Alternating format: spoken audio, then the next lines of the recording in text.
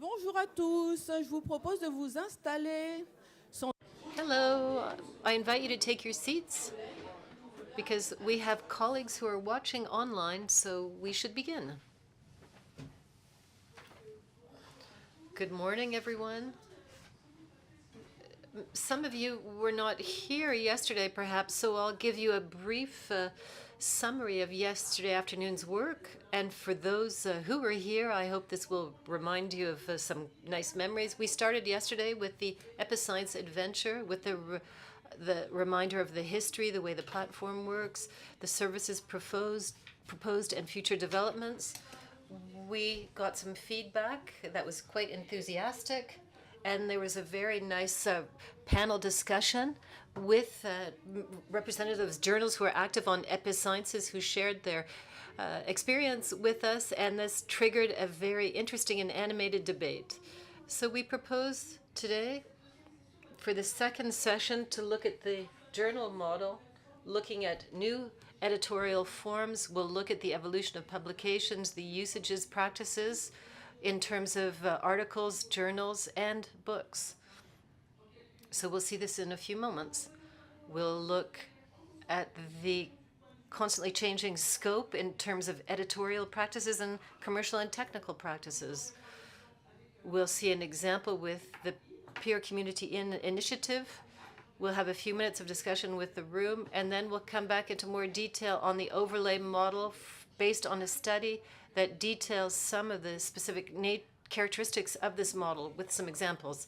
Then we'll get more feedback from another journal that chose the Episciences platform. So I'd like to invite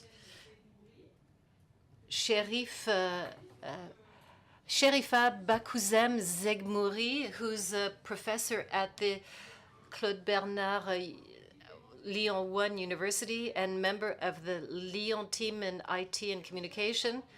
Her research looks at changes and the permanence in the dissemination of scientific knowledge in a digital and open collaborative environment. She's in charge of the Masters on Informatics, and she specialized in and she's the representative of her institution. D'accord, ok. Alors, bonjour à tous. Hello, everyone. I'm delighted to be here with you, and thank you for having invited me to participate in this fabulous day and to make the connection with yesterday. I remember clearly having heard for the first time the word review when I was studying for my thesis. The internet was not the way it is now. And I remember with my friends in the PhD program, it took a while for us to understand, and we didn't really understand. We ended up understanding a long time later. So I'm really happy to be here with you. So what I'm going to present today is an analysis at work done on my research and on my collaborations, and ideas shared with colleagues who are researchers, professionals in information, who at a certain moment pushed me to question, are we at the end of scientific publication as we've known it for 4 centuries? And it wasn't a provocative question. I really wanted to develop this idea in an article that I wanted to examine and update after speaking with colleagues. So if we look at journals as an archaeological artifact, according to Jack Meadows' definition, this is an object that shows the evolution of scientific communication. There are works that have been done for several years now and that were recently summarized in a book by Hélène that shows when we look at the journal, philosophical transactions, etc., we can identify periods, steps, stages that are very interesting to see the impact of the introduction of some technologies in the communication information system, and also the way researchers think, write, their science in articles. So if you look at it as an archaeological artifact, what's interesting is that we see the 4 essential functions of the review: dissemination, recording, certification, archiving. And it's also an entry into different disciplinary fields that go beyond information sciences and communication. We look at the sciences, the history of science, sociology of science, and that are based on the visionary work of Oldenburg, because this had been thought out right from the beginning. So when we look at dissemination today, it is really focused in open systems, HAL and archive. But we know today that when we do research on Google Scholar for an article, the first result that we get in the list is often the versions that are on open archives. What we also have is the work that's done around the usage, the reuse, and the culture of open archives, including standards, international ones, for scientific information, its circulation, dissemination, sharing. There's also another vintage anecdote I'd like to share. I found a few years ago when the Help Up conference in Marseille with Pierre Meunier, there were other publications like preprints. They were sold on eBay. This is not a joke.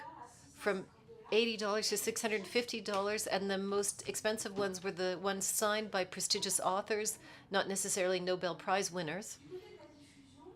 So for dissemination, it's really open archives, thematic, institutional, that do the work. For dissemination, we also see this social media for the general public and for academia. And when we look at ResearchGate, there was a trial. They were involved in a trial in Berlin, and it's not a surprise because they play an important role. Sci-Hub is used regularly in our labs, in our training, and something that I identified in research work that's interesting in France or abroad, something that's become more global. There are professors who come in and say, for this lesson, we need this tool, this base, and this platform, which is Sci-Hub, without explaining its status.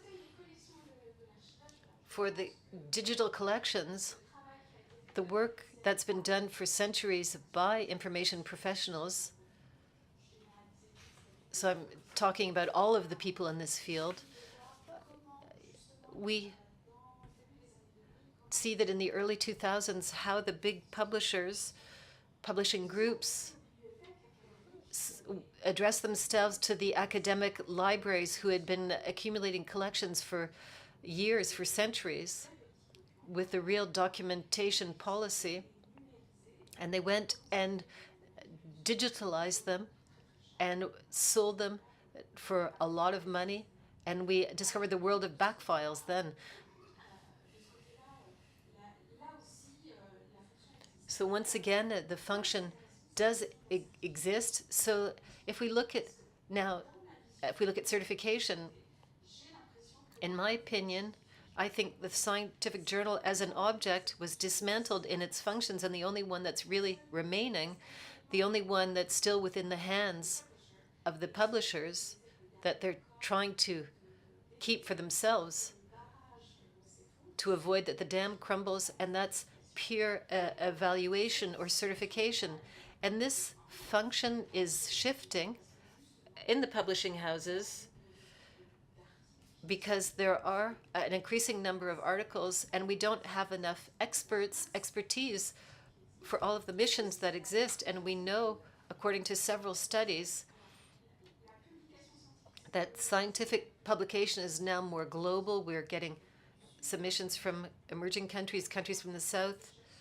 And right now, publishers are essentially calling on European and North American researchers for the reviews. And we saw with the pandemic, but not only, there's an acceleration phenomenon. I remember that peer reviews for articles we were given several months, and now we're given 3 weeks. And I'm not talking about the COVID only. We also know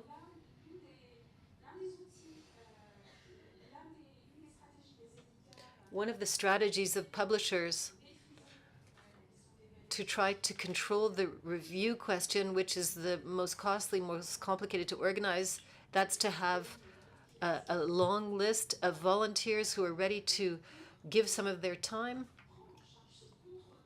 to take charge of this giving in exchange with the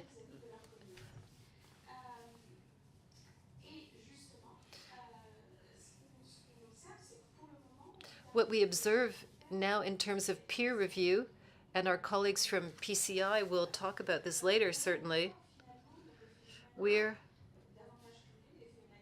we have the Matthew effect, It's too centralized, and knowledge is not necessarily passed on in a formal way. Researchers are not formally trained to do peer reviews.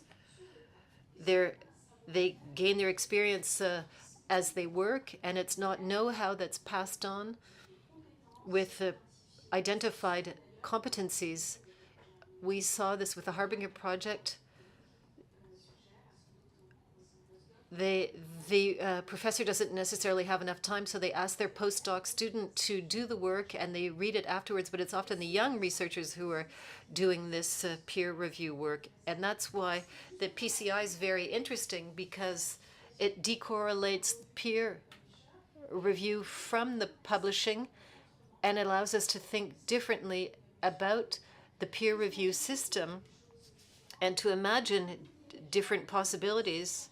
And I'll always remember the French researchers in a Harbinger project who said the peer review system is okay. They weren't criticizing it, but where they're really frustrated is when they have reports of the reviewers that are very interesting, because they try to say how I can improve the article, improve my research, better ask the question, but I don't have the possibility of responding to them. I don't have the possibility of pursuing the discussion. So there's a lot of recognition for the reviewers who help them to improve their work, but there's a lot of frustration because they cannot continue the scientific debate or discussion.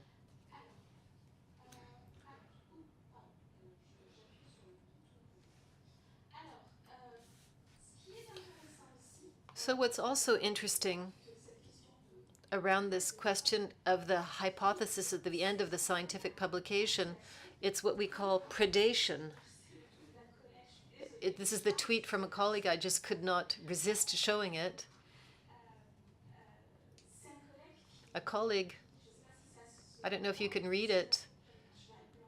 It's a red car with a white horse. This is a huge patent infringement, a counterfeit. It's not a Ferrari just because the car is red and the horse is white. This is really, for me, illustrates the phenomenon of predation. So imagine that you're in the situation of a young researcher who discovers the scientific communication process. It's complicated. As opposed to when I wrote my thesis, things are a lot more complicated today.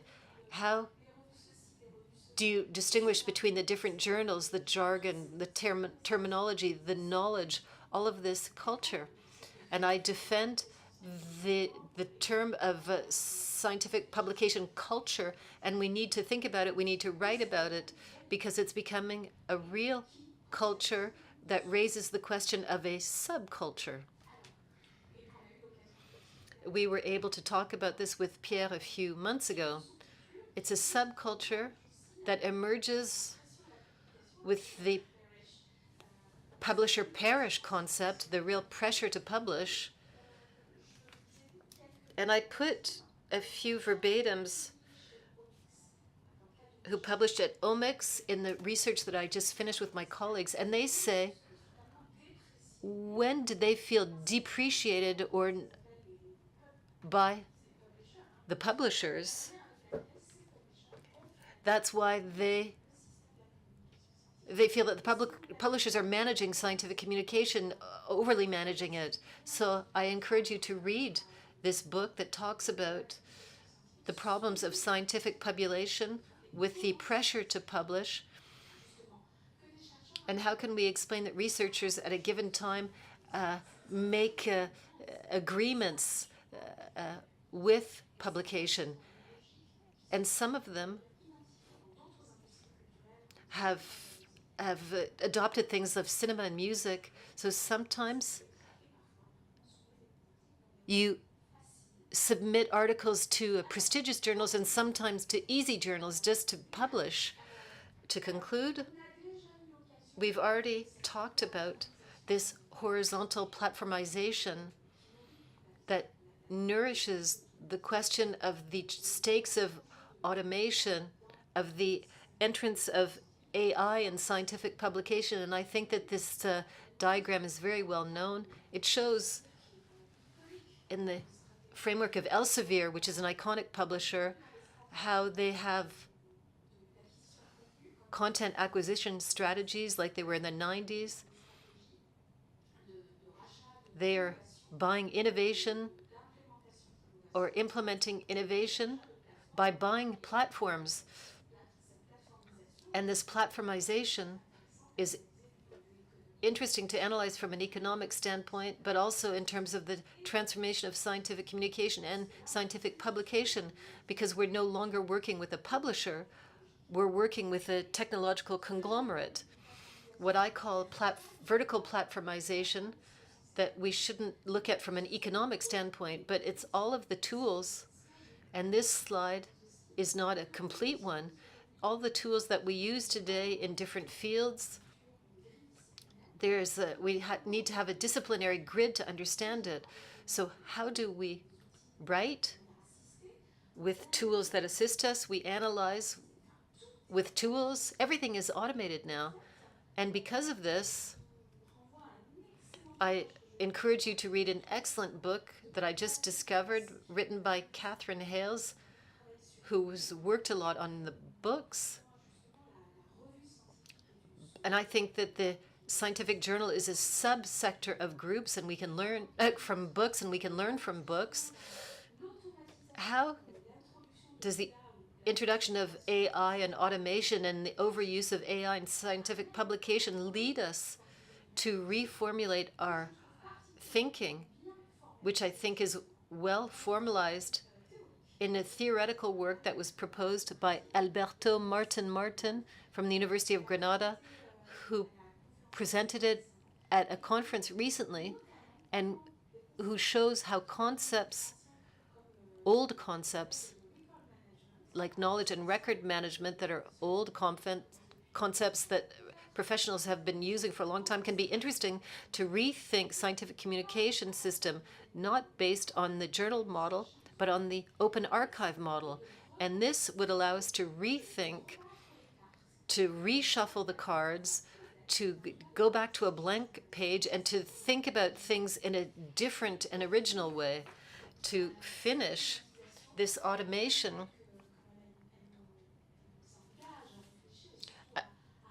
asks us to think and reintegrate ethics into the heart of our reflection, into the heart of the way we operate, in the heart of our actions. The work that's been or is being carried out by Cyril Labbé and Guillaume Cabenac show that we're not only talking about predation, we're also dealing with automatic mass production of articles that make no sense and that are nevertheless published by big publishing houses. And now I'm really going to conclude, I promise. I have one of my former students who's here, and she knows how I like to talk. So when I grow up, I'll be a prompt engineer. This is an ironic sentence, and I invite you to think about it with me. During a workshop that was done last week at the University of Mayence. We tested together with colleagues ChatGPT for a whole afternoon. We used it extensively, and what came up, what was really very revealing for me, is that this type of tool will, if we don't use it intelligently, will make us specialists in instructions. One of the keys to ChatGPT is the prompt. The more you give a precise prompt, the better it will work. And if we're not careful, we'll have more and more standardized productions that don't have any originality, that don't stand out, that have no specific characteristics, and that don't even have the faults that characterize us as human beings. It's too smooth. And so we'll end up as prompt engineers. So do this, do that. And that's where I want to finish my speech, because I feel that there's a real buzz around ChatGPT. But I don't think we're asking the right questions, because for me, it's the question of standardizing knowledge. In Catherine Hale's work, what's really interesting is that, yes, indeed, we're not writing articles the way we did at the beginning of the 20th century. We use tools. There's distributed cognition to cite Kathleen Hesse, but they're lines that we should not go past. And I think we need to have to discuss this. I'm sorry I went over my time. Thank you.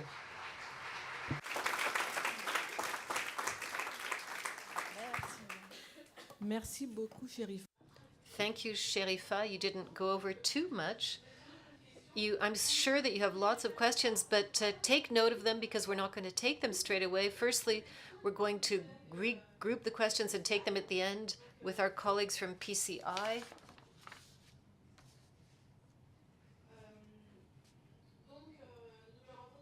So we propose that they come and speak to us to think about the similarities, the differences with Episciences. So Marjolaine Hamelin, who is an engineer at Open Science at INRAE, after having been the chief editor of agronomy for sustainable development for 11 years. She joined the PCI team in 2021 as a project support manager. Perhaps you could introduce, or I'll introduce your colleagues. We are also happy to welcome Denis Bourguet, who's a researcher at INRAE, who works in Montpellier in evolutionary biology with the resistance to pesticides. He's co-founder of PCI.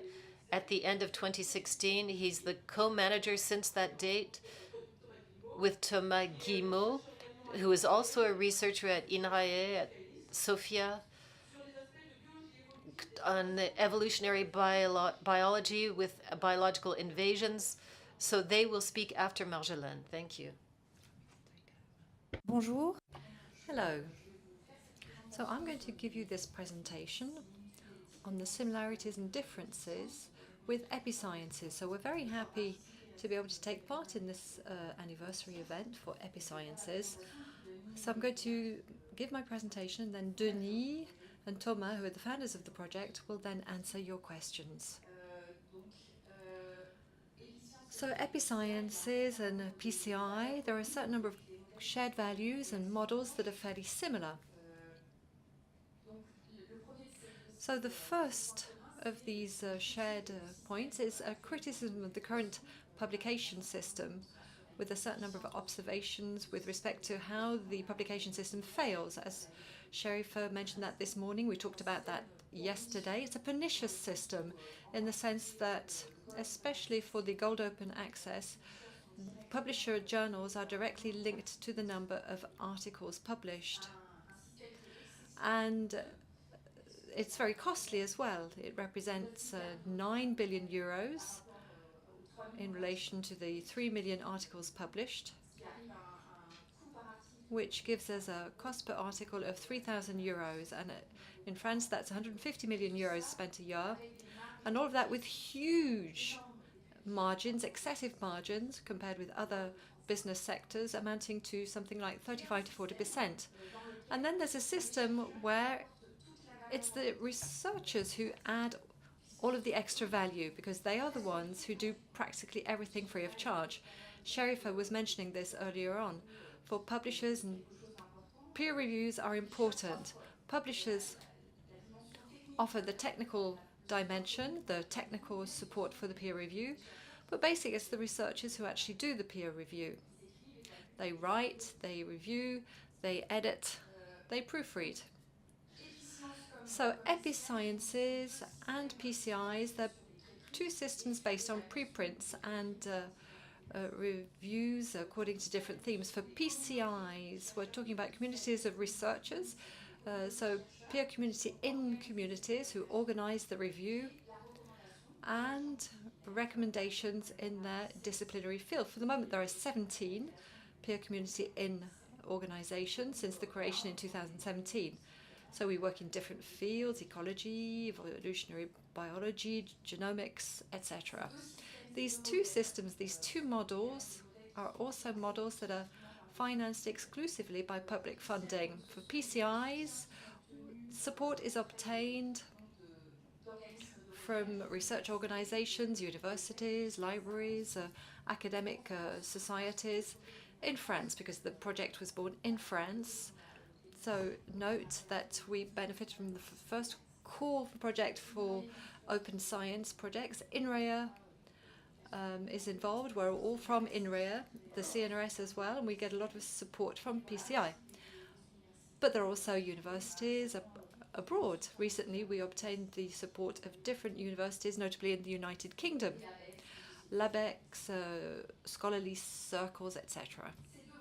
So these two models, Episciences and PCI, are models that meet the objectives of open access science when it comes to free open access to articles, and when it comes to copyright throughout the editorial process via a CC-BY license linked to the articles and recommendations. And then there's also this durable archiving of the articles and recommendations. So now I'm going to focus more on what makes peer community in and peer community journal so specific in relation to Episciences. Well, first of all, there's a disconnection between the review and the publication. So Chérifa mentioned this already. The review is done by the community, by the PCI, based on preprints that can be filed in any open archive, HAL, Xenobi, bioRxiv, etc. Then, but this is not obligatory, there might be another step, a publication step, so in the peer community journal, which was created just over a year ago. So it's a system that does preprints and then moves on to the final article.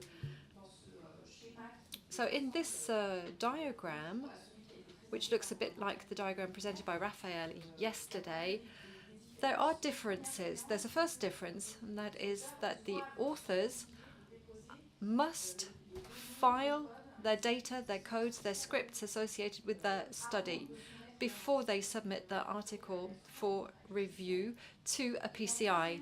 And then the second difference, and then of course you have the usual submission process. It's like the conventional process with peer reviews, with review rounds and revision of the article. But the second big difference is that what is published on the PCI website is not an article, but recommendations, editorial decisions, things that in the conventional system are opaque and invisible.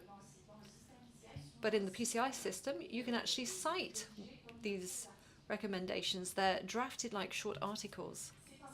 So this is a system that, in spite of everything, doesn't close the door to publication in a journal. So publication in peer community journal, we'll talk about that later on, or in friendly journals. In other words, journals that agree to consider the PCI recommendations or make do with them, or do additional peer reviews. It's up to them to decide. Or any other journal that agrees to the preprint submission idea. So the Peer Community Journal. This is a recent initiative. It was created in November 2021. It was created in order to meet this question of how to review articles that we find in many countries. So, given the number of articles published in journals, this is a problem for authors. Being happy with the reviewed preprint is a problem. And that brings us back to the idea of articles going back into the system, the review system. Now, there's one section per PCI, which is in open access diamond mode for the publishers and the writers. It only accepts recommended articles, so you've got to go via PCI to publish in the Peer Community Journal, and it starts by being indexed in a certain number of databases, DOAJ, recognized by the Coalition S, and which with reviews by databases like the Web of Science, so that authors are attracted. One of the specific characteristics of PCI is this obligation to file data, scripts, and codes, as already mentioned, but also to make a statement about any conflicts of interest. Now, financial conflicts of interest are forbidden, and non-financial conflicts of interest have to be specifically stated. So on the PCI sites, we have the whole review process, the history of the reviews, the author's answers, through to the final editorial answer, which is called the recommendation, which has its own title and its own references, just like a short article. So here, a quick summary of what we've seen between the similarities. So the operational problems can often be similar. So you've got the open access diamond model, you've got theme-based PCIs, different reviews for Episciences in different disciplines.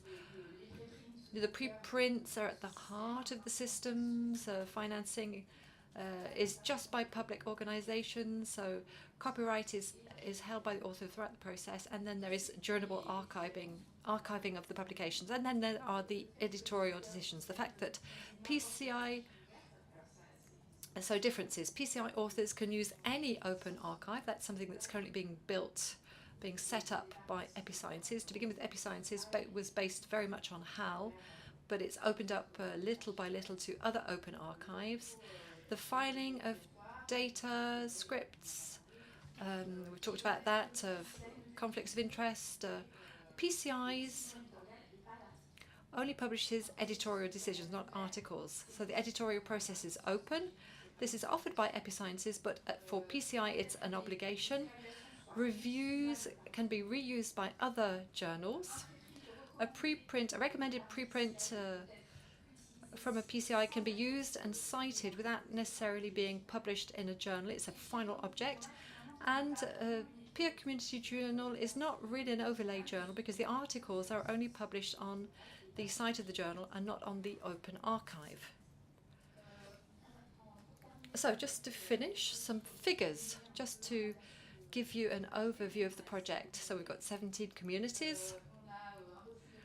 We've just over 1,000 articles have been submitted. There are almost 500 recommended articles. The median time between submission and the first decision is very similar to what you might find in classical journals. We've got a lot of recommenders who are like associated editors for journals. That means that work can be shared out between the different researchers. And there we are. And lots of friendly journals and a lot of organizations supporting PCI. So it's the value of 1 APC a year that ensures the durability of the system. So 17 PCIs since the first that was created in 2017 in evolutionary biology. In 2021, there was the creation of a PCI dedicated to registered reports, So specific reports that draw a lot of attention. It's another publication model. So you publish the experimental protocol before you do the experiments and before you file the data. So this year we're going to be opening in a few months' time the first PCI in social sciences. So that's called the Organization Studies PCI. So how do you contribute then? Well, we cite the researchers who want to be reviewers, who want to launch a new PCI. And in 2022, we launched a manifesto so that the development of the peer community journal could be supported. So the researchers commit to submit an article to the PCI. So there we are, over 1,000 signatures obtained. So we've certainly gone above and beyond the initial objective that was set. Thank you.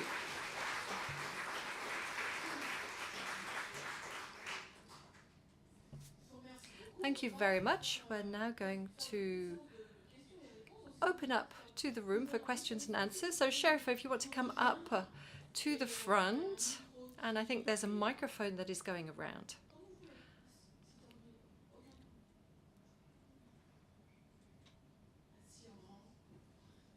So you can sit in a row, and I can even sit down too. And we have a question. Yes, hello.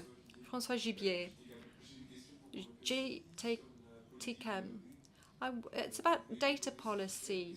You file the data, that's great. Do you check the data filed? Do you know if it can be reused?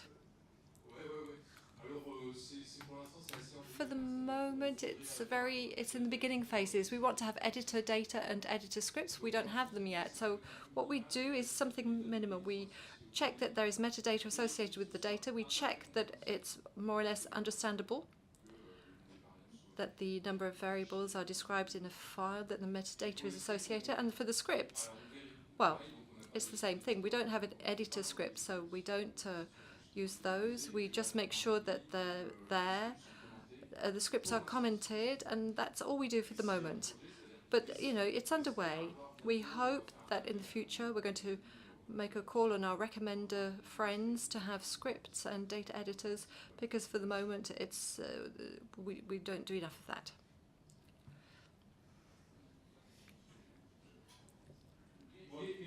Sorry, just to finish, simply asking authors to file their data and scripts is already revolutionary in many fields. There's a kind of a resistance that's quite considerable at that level. Yes, this is what JTCAM was saying. They said that it was so complicated. And people do it. We don't give them a choice. On the submission form, there's a box where it's obligatory. So if they don't give us the link to the data, they can't submit it.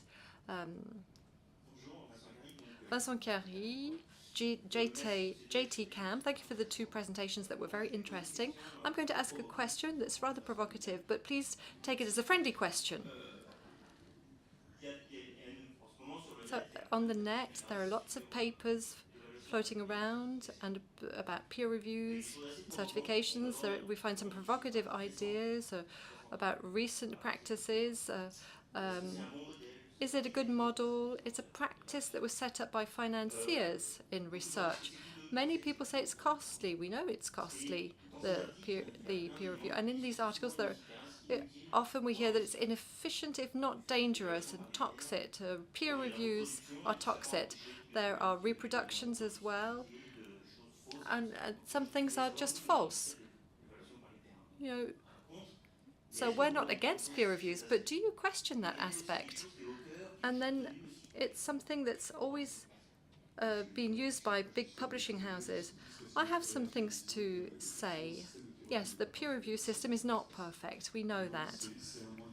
But it's a lesser evil, and it's a good filter to prevent big errors being made. So some things get through, though, and some things have to be retracted. But it's a filter, and it seems advantageous from that point of view. We don't have open peer reviews. We want to associate the PCI with a traditional format. a peer review format so that we've got an in-depth review of the articles by peers. For us, that seems essential from a quality point of view.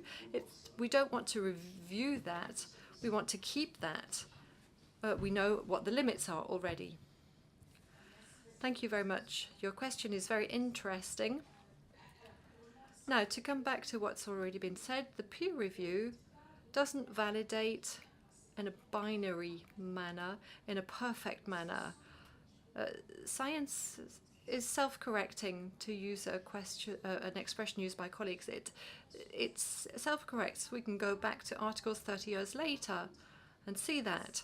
However, what makes the value, what gives the peer review its value, and that's why publishing houses still use it, is the distinction between the scientific content and the non-scientific content. And it's that ability with reports, and I understand that you've kept the idea of peer reviews that are conventional with reports.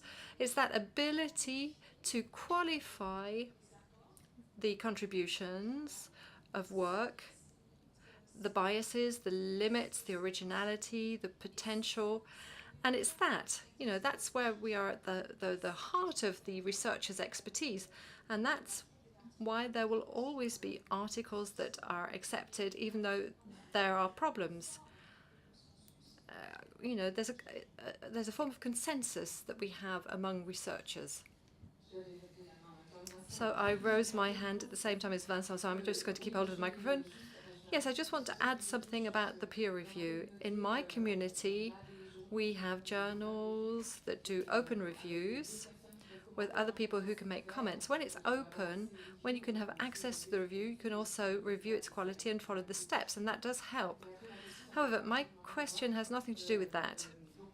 I work in a geosciences and environment lab. We work a lot with Southern Hemisphere countries. And when I talk to my colleagues about our publication models, they say that's great, but in Southern countries, they use frontiers and MDPI because there's a big race and there are no alternative models for them. So they've got in via the little door. So what can we offer us as alternatives? How to take into account their specific characteristics. Has anybody thought about that? There is a real problem with MDPI and frontiers. I think that we could organize a whole debate lasting a day on that. And effectively, it's the easy solution. I'm not saying that just for Southern Hemisphere countries. Recently, I did some bibliometric analyses, not in-depth analyses. It applies to Europe and France as well.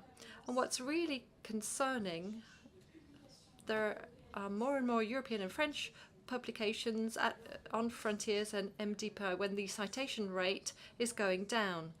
We're talking about publications that do not reach out to a readership. And I don't think we can solve that problem today. So, it's the question of the review of the research, all the work that's done by Denis and Thomas to convince doctoral schools and review committees to change their unit of value according to which they review researchers. So this takes us beyond France because researchers publish with colleagues from other countries. So the rules have to change everywhere. So we need to promote DORA. And it's that work that will help us to get the model accepted elsewhere. So I have a question. I'm going to use the same precautions as my colleague. So it's, again, a little bit provocative, but please take it as a friendly question. It's based on the little sentence that you used, that researchers do everything free of charge. Are they not paid, our researchers? When I say they do everything free of charge, take that in the sense of free for the publishers. They work on a voluntary basis for the publishers. There are costs linked to the whole review process, the editing process, etc.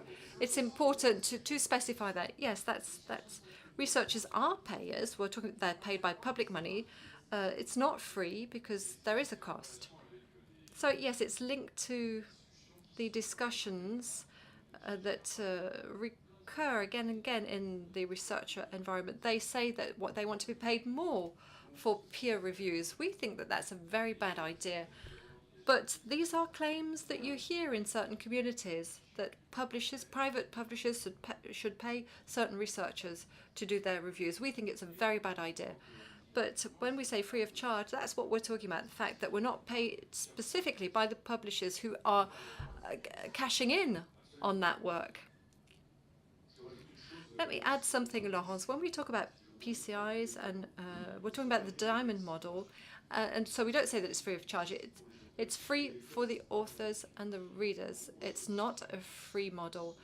We receive support, whether we're talking about Episciences, there are public funds, so it's not a free model. It's not as expensive. That's what the aim is. We can take one last quick question. Yes, hello. I wanted to ask a question. When you set up the PCI manifesto, lots of people committed to publishing at least once a year as part of a peer community. How do you manage the additional submissions? Because I guess towards the end of the year you have a lot of articles coming in. How do you manage that inflow? Well, we've got lots of recommenders and associated editors who are hungry. In other words, in many communities, it's the case of PCI for the ecology, we've got 400 associated recommenders, and they don't have anything to do because the submissions have been limited up until now. So this means that PCI can take on board a lot of submissions because of all of the reviewers. And the second part of the answer is that when it comes to managing manuscripts in the peer community journal, because you've got to format, you've got to look at standardizing. We do that for the moment, and we started to have proposals on behalf of certain recommenders or users of PCI to help us. They're saying, we want to come and help you. And so we've started to recruit colleagues to do that. And there are already, editorial assistants. No, what do we call them? Well, there's a term that we use for them. They work with us, and there's a second person who's going to be starting soon, and we need to go a bit further. We need to have even more so that we can absorb all of that extra work by the end of the year. And then there's Mécène as well. Hopefully they won't over-invade us with their articles. Thank you very much. Thank you very much. Okay, one small short question. So your PCA is a good solution for reporters, but do you have any difficulties finding rapporteurs? And also, do you look at the difficulties that rapporteurs have, because sometimes there are deadlines? Do you have a policy to allow editors to manage such deadlines? Marjolaine. So I've worked in a classical journal published by a big publishing house. I don't see there being any differences between finding reviewers. It's really linked to the article, it's linked to the recommender who uses their network to find reviewers. So there are articles where you have to send out 30 invitations, and there are others where you just need 5. So it's very variable. I don't see any difference. And there's no constraints put on the reviewer. They're free. They're free to structure their review in the way they want to, but the recommender and the managing board, that's a bit like the chief editor, they have a role to play, and that is to review the quality. They have to make sure that the review is a real review. Let me just underline something. Publishing reviews, we have the impression that there is an advantage. You're recognizing the work of the reviewer. We also have the feeling that reviewers do a better work. In other words, they know that their review may well be published if there are recommendations. If the article is not, there's no negative flag. We just pass it back to the author. So what they do can be published, and so they say to themselves, now, so we have the impression that they do better work, more in-depth work. And just one last point to promote the PCI registered report. This is the most successful PCI among all of the PCIs that are out there. The activity is a budding activity, and that means that we attract reviewers, and we think that the registered report model, well, we're going to try and promote it as much as possible and extend it to other disciplines represented by other PCIs. We think that that's the way forward for the future. Thank you very much. I'm sure that there are lots of other questions, but we'll have a 30-minute break later on where you can go and see our presenters. So come and join us quickly, please. Antti Mikael Rousi from Finland, member and for Aalto. He's worked in an in-depth manner with CRIS systems and open sciences. CRIS is an abbreviation for Current Research Information Systems. He has a PhD in information science and currently coordinates the network for Aalto data network systems. Thanks a lot for having me. I'll talk briefly about a small study that we did with my colleague from Hanken School of Economics, and I think it originated from the fascination towards this new model that we found really interesting, and also from the healthy observation that we didn't know that much about it. So we wanted to kind of know more in depth. So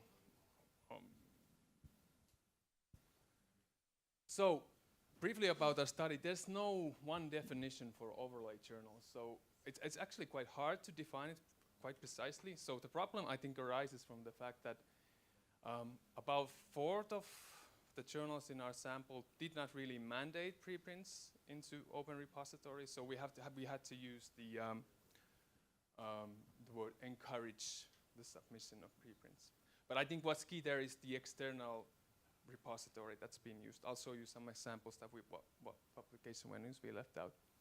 And there's no master list of overlay journals, so you have to kind of explore and try to find out how many there are. And I want to add that although there are many interesting initiatives based on the overlay principle, like such as most of you are familiar with COVID-19 rapid reviews and pre-review, which are great. So a lot of initiatives are using or leveraging the digital platforms, but it seems to us that journals, like scientific journals as such, they are still quite rare.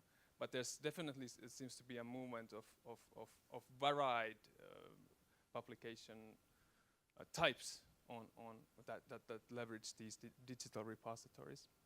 So what we left out of the study were F1000, Ski, Post, and OpenScience Europe that run their own platforms. We also left out journals that publish software that refer to GitHub. And then, as mentioned, we left the peer community journal out for the reasons that were explained. And also these rapid review and annotation type of venues, because we only wanted to look like journals proper. So we did sample journals, an exploratory process. Like we looked the Episciences, Scholastica. I think you all probably know these: the free journal network, open journals, PubPub, and Wikipedia. We asked PubPub and Scholastica for their journals, like would they have? But I don't think they either maintained a master list. They gave what they know to us, and I think that was enough. So we were able to identify 34 currently active journals. So how does it look?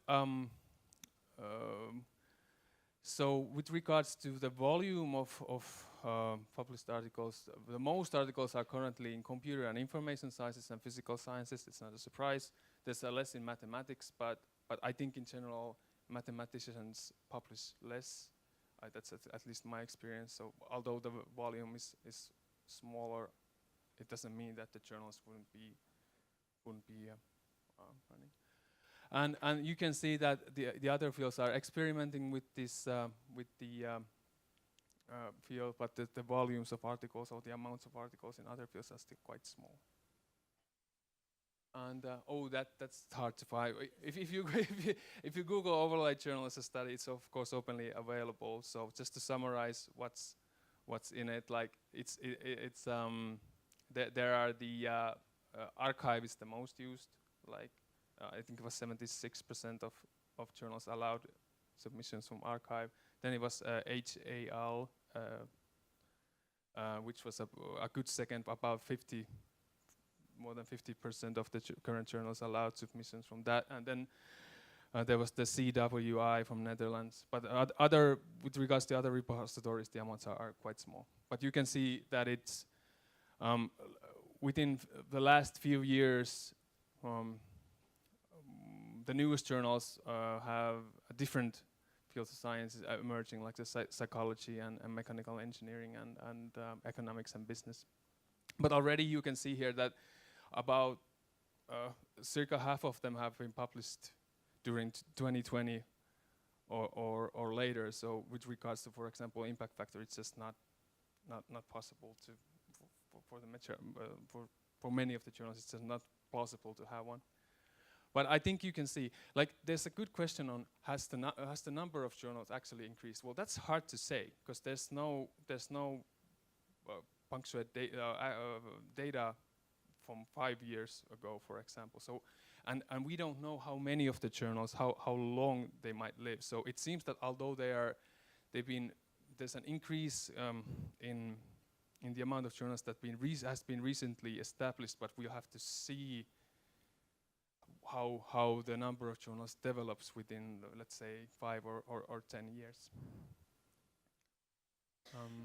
So then to the metrics, like the BF class is the Finnish publication class, which, by the way, affects university funding directly in Finland. So the metrics issue is a complex, and we can talk about it more, but just to reference to what was discussed earlier. So we still have a system where these classifications affect the university funding directly. So it's not so cumbersome as the impact factor, but it's still like reflects to us that. So 30% had a Finnish class, Danish class. I think the Danes have terminated their classification program, what I know. 20% and the Norwegian class had 32% had a Norwegian publication class.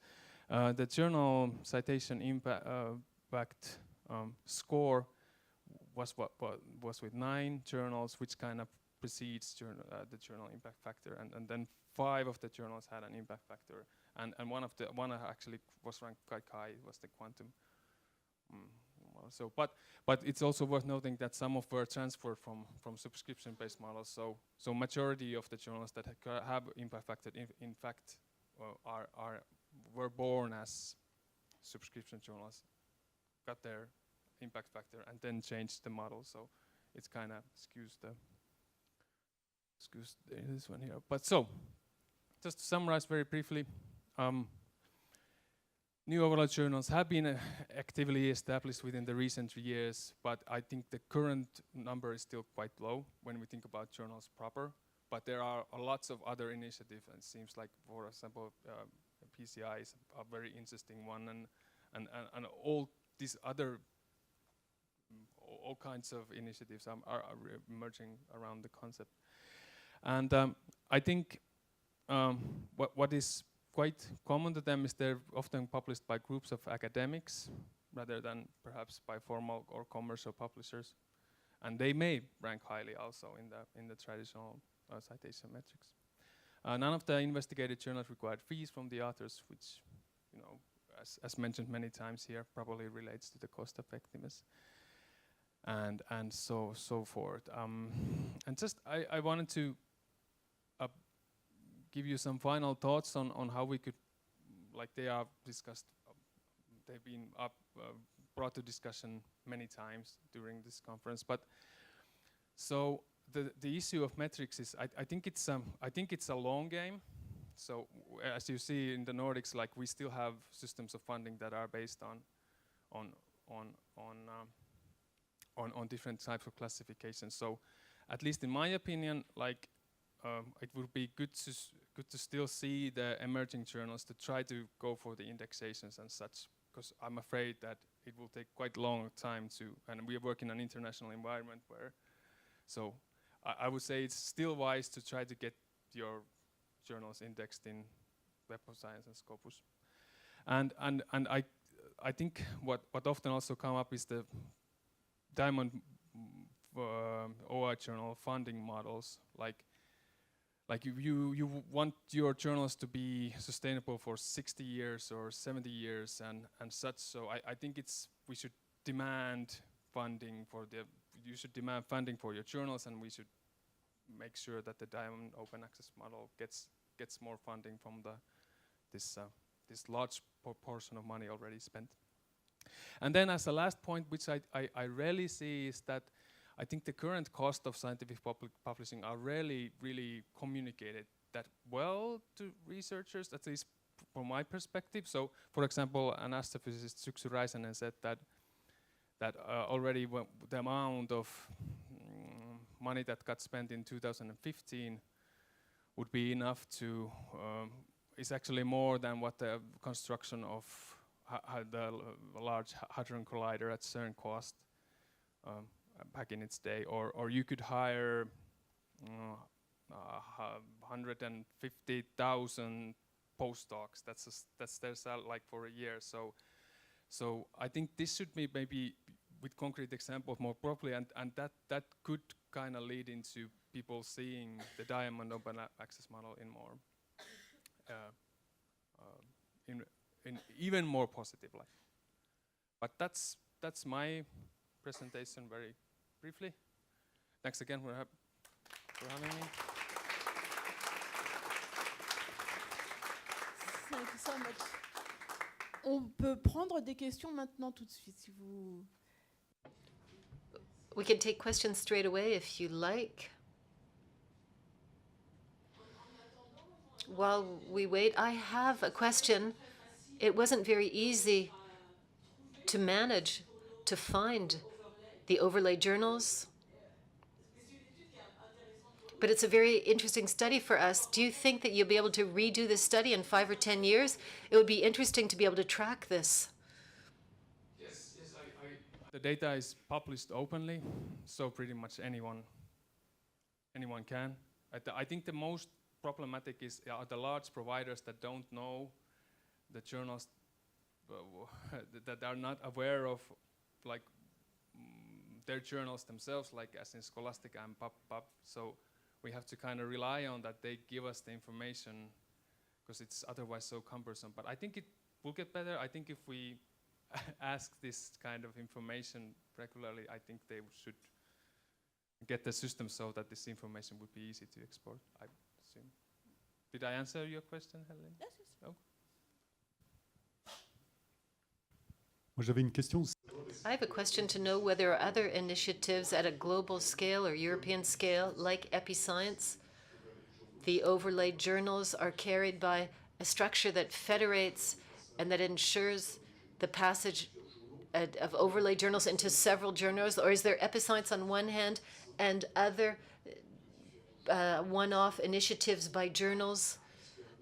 Is there an equivalent of Episciences elsewhere? I'd say that Scholastica is also, I'd say it's pretty much the equivalent of, and those two are the biggest service providers currently.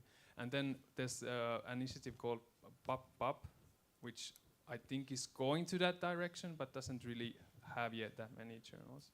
But I see Scholastica is a quite similar thing in that.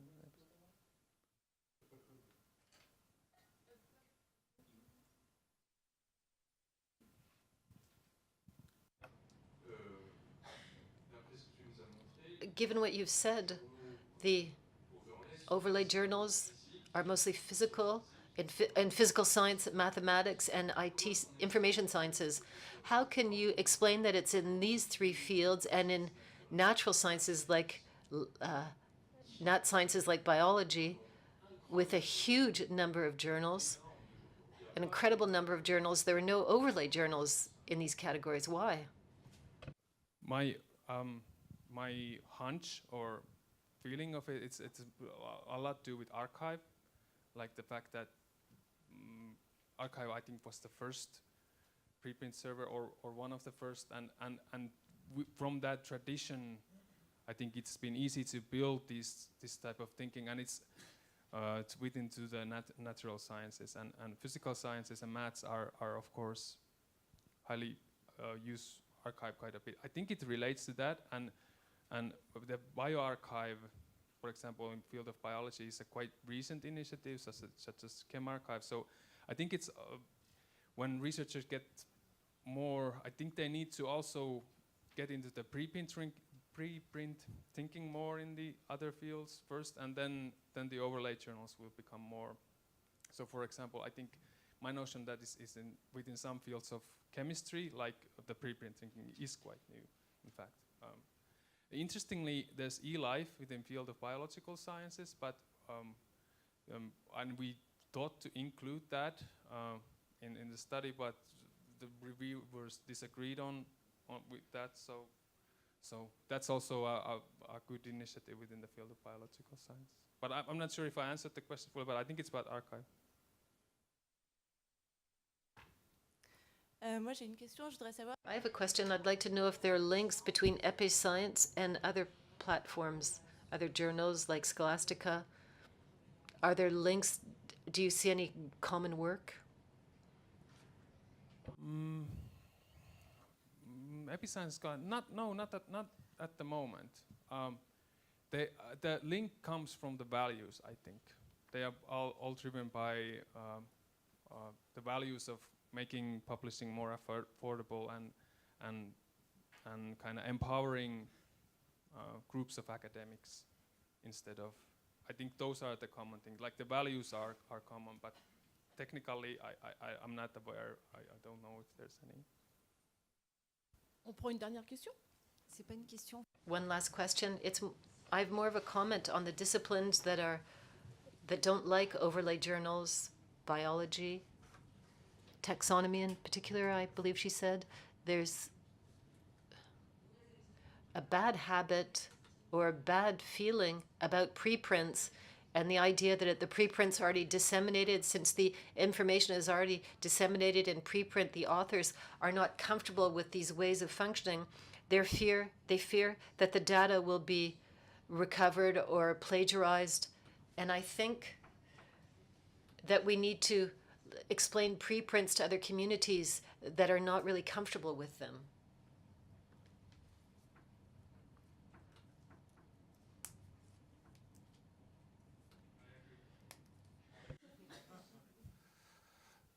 Bonjour, Ashraf. Ashraf, I have a question about indexation. You said it would take a lot of time before we can solve this problem. Yesterday, Céline talked about possibilities like DOAJ. What do you think about that?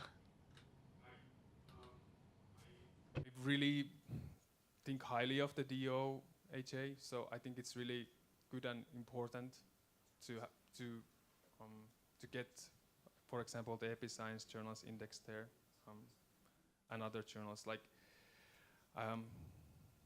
yeah, definitely, I would really recommend to,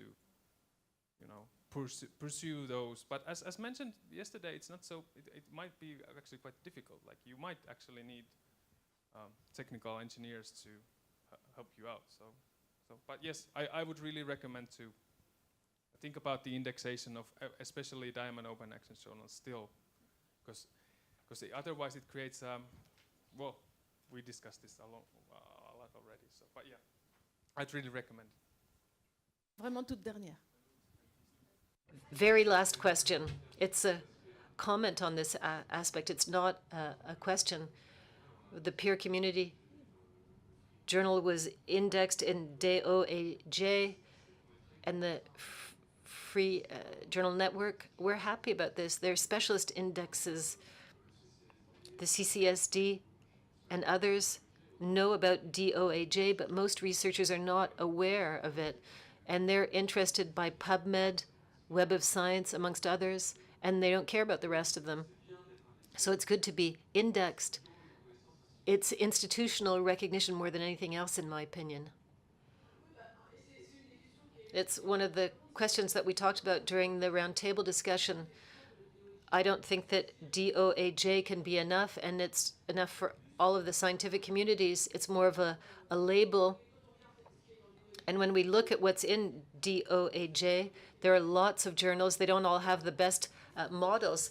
They have editors. They're open access, and it's easier for them to get indexed than it is for Episciences. So maybe they're better equipped, they're smarter, they're better organized. It's not enough, but it's a good way of getting ourselves recognized administratively. Last question, really the last one. So you said Scholastica is the other overlay as opposed to Episcience. So I went to the webpage and I saw Stefan did as well, to the pricing, and it's production service, $7 per table, $5 and $10 per submission for peer review. So it's quite interesting to have a look at the pricing table. I encourage people to do it. Episcience shouldn't look at it because. Merci beaucoup. Je suis désolée, je vois qu'il y a encore des questions, mais on va. I see that there are still questions, but we can't take them now. We'll be going late. But you have the opportunity to talk to him during the break. Thank you, Mikael. To conclude this session 2, we're going to get some feedback from a journal, EpiDEMES. So I'd like to call up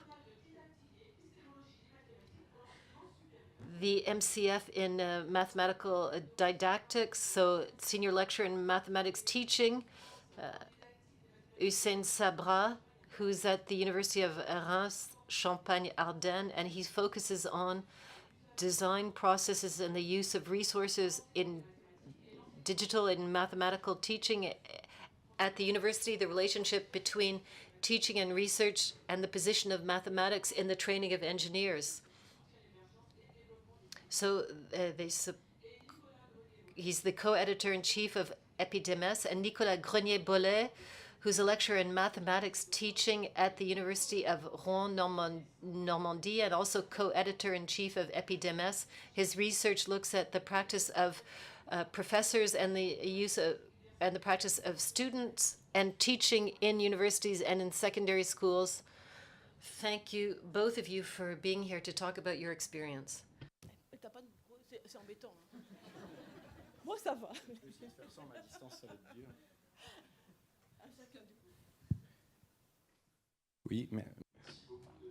Thank you for giving us this opportunity to give you our feedback on a new journal, talk about our experience. The journal is called EpiDEMES. We decided to make this presentation together. We wanted to talk about the challenges, the objectives of our journal that's on the Episciences platform, but looking at what the didactics of mathematics and really signify.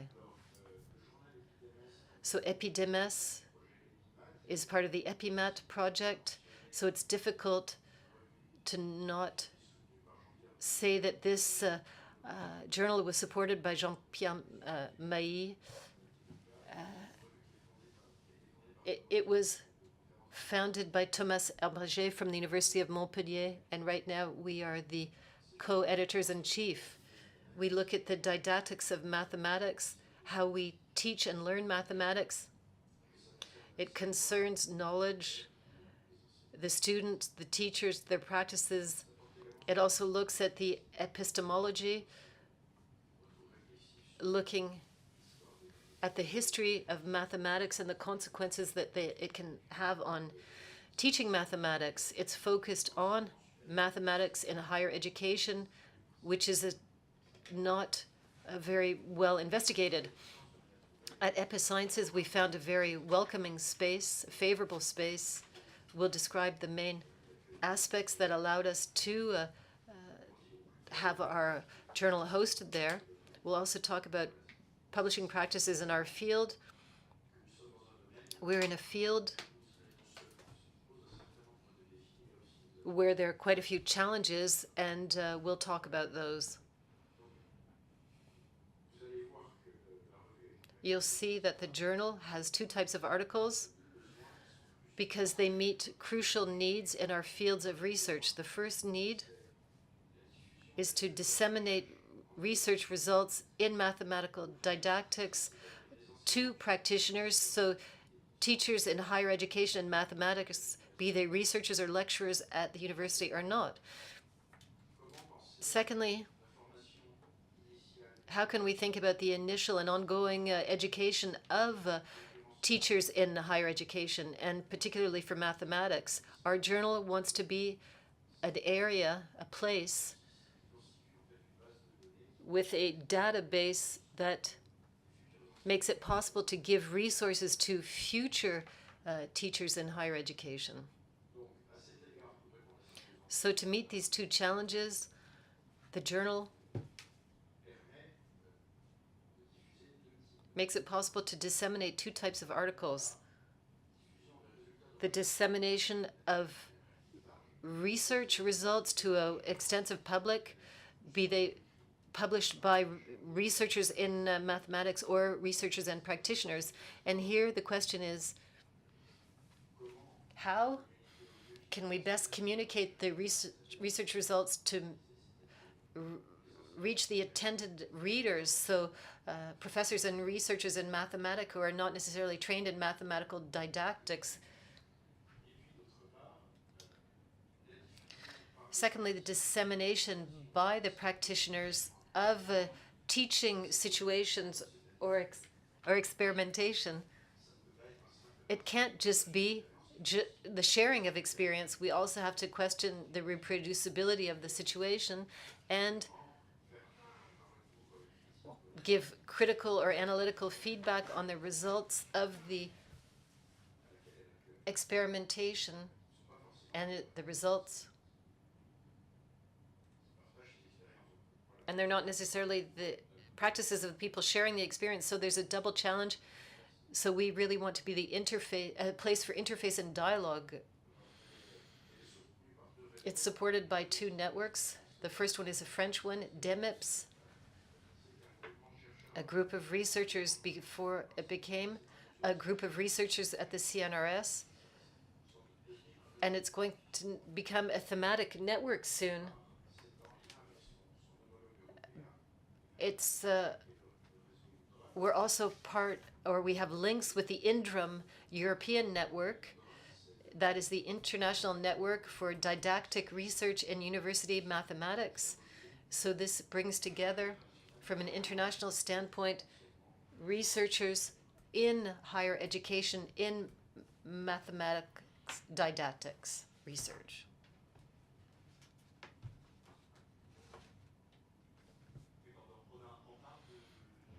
So we talk about GDR-DMIPS. All of the researchers are not all specialized researchers in mathematics for higher education, but some researchers are interested in these questions. And why do we believe that the GDR-DMIPS is a network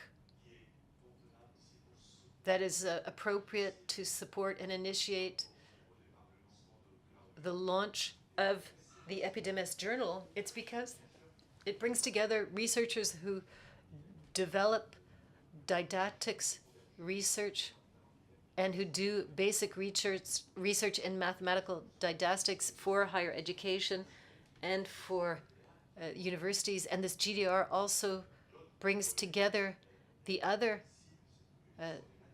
chapter, the target audience, who are mathematicians. We also have IT specialists and physicists, which is why in some contexts we have IT specialists and physics specialists who are in charge of teaching mathematics at university. So if we don't also address ourselves to them, we'll lose the possible training of these people. And we also want to speak to non-specialists in other sectors. This network, in addition to the INRAE network, is really a place where we can find authors who can contribute and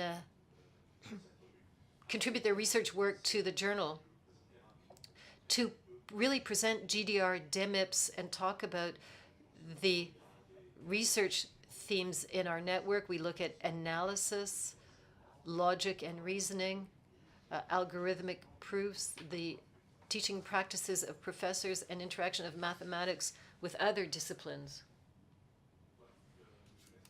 So I'll ask Nicolas to present our first issue that came out in 2022. It's a young journal. It came out in August 2022.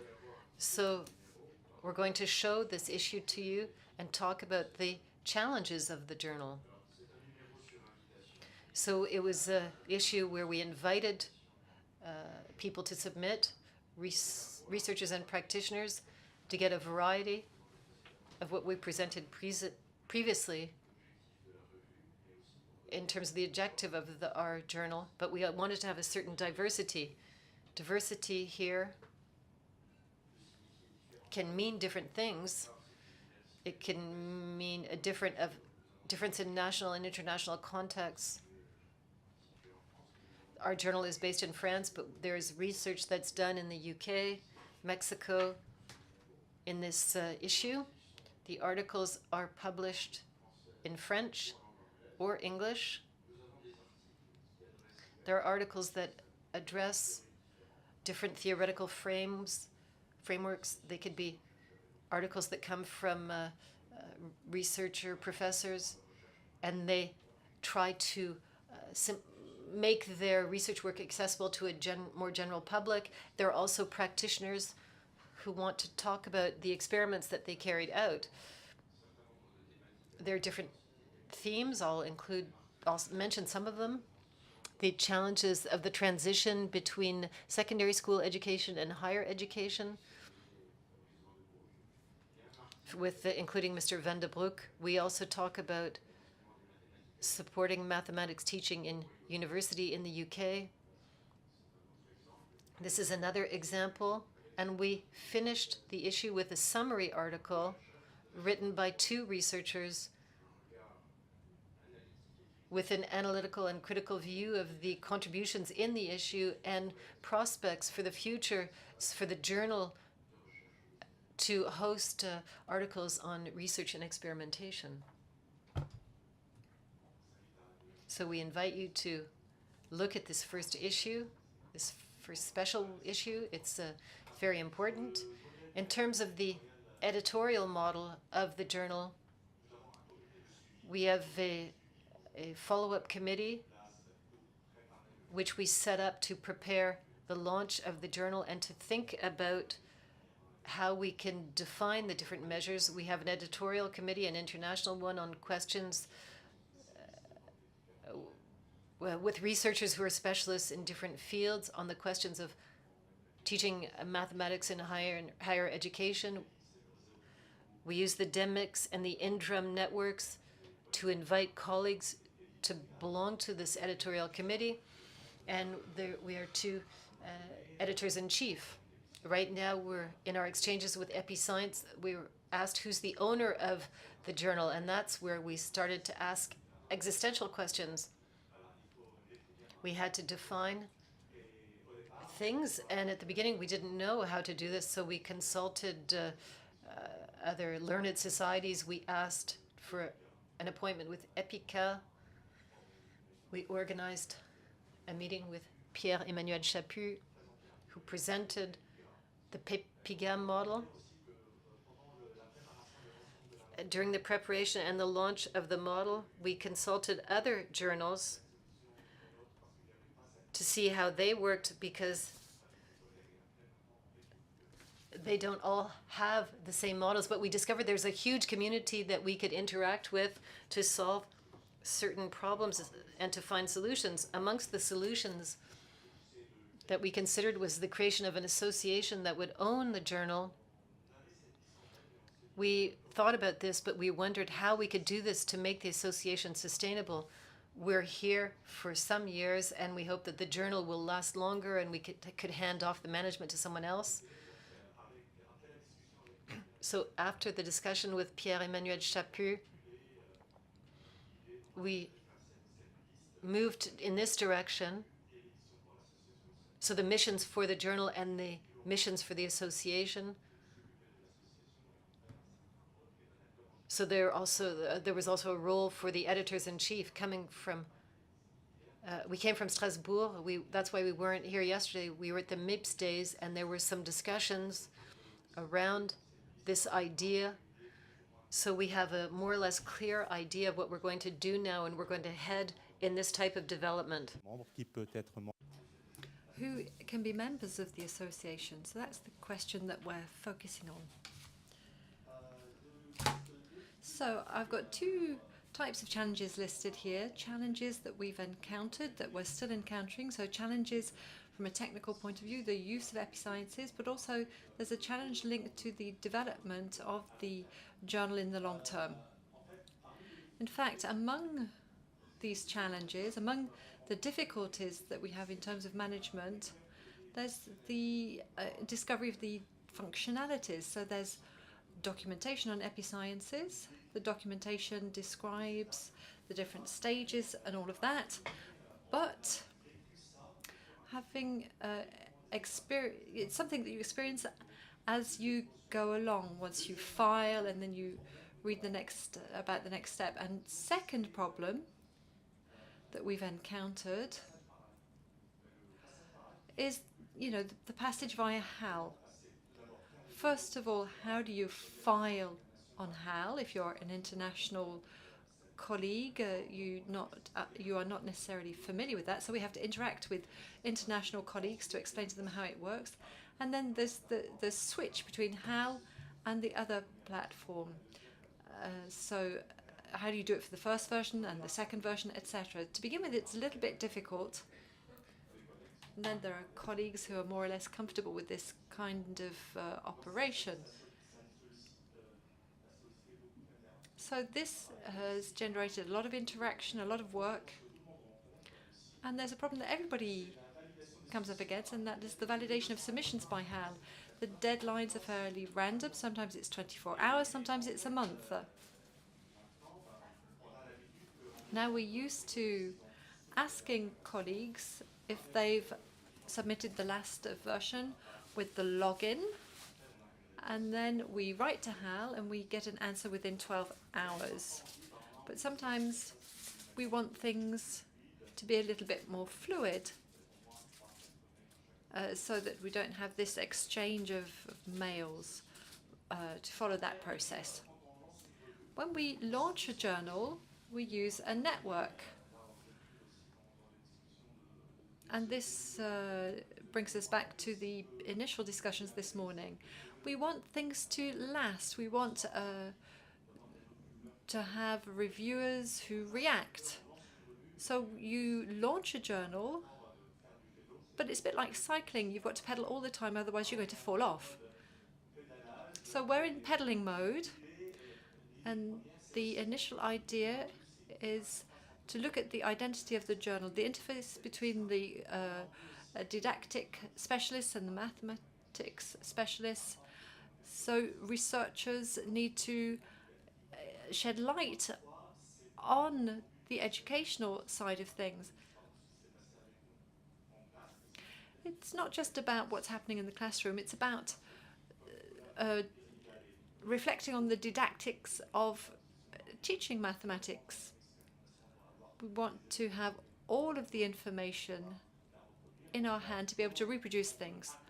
So how can we support colleagues who are not necessarily didactic specialists so that we can share this kind of experience?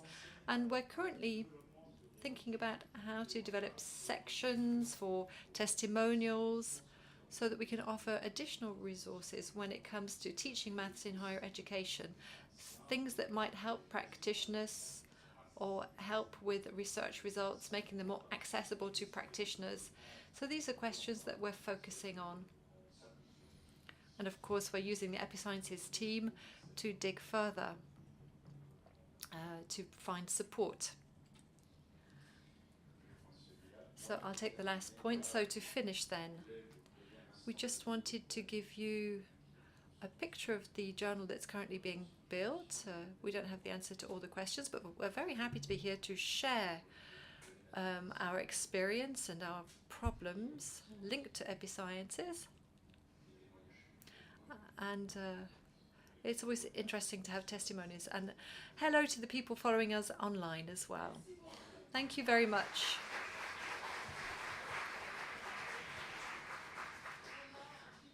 So we're a little bit behind the schedule, but we can take some questions. So there's a microphone going around. I have a question. You chose the overlay model and the Episciences platform. Was this an easy choice? Was it easy to convince the team that you wanted to have with you? I know it depends on the fields, and perhaps there are some fields where it's easier to do this than others. In fact, it's the initial idea of the journal emerged during the scientific board of EpiDEMES. And also having that acceptance of the network for that, our objective was to find a format that everybody agreed to, so that the journal would live fully. So we made choices to facilitate the contributions of different colleagues. So we took into account their constraints and their publishing policies.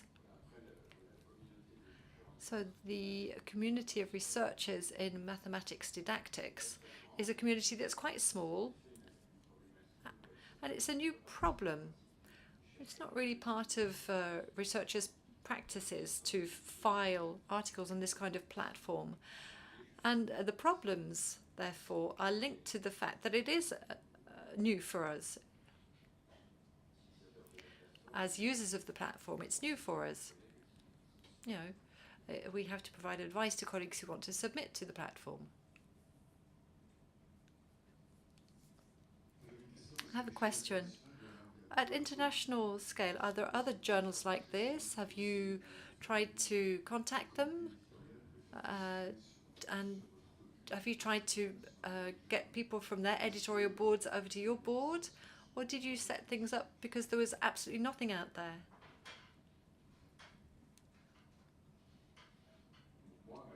Well, to my knowledge, there is no equivalent of this kind of journal elsewhere in the world.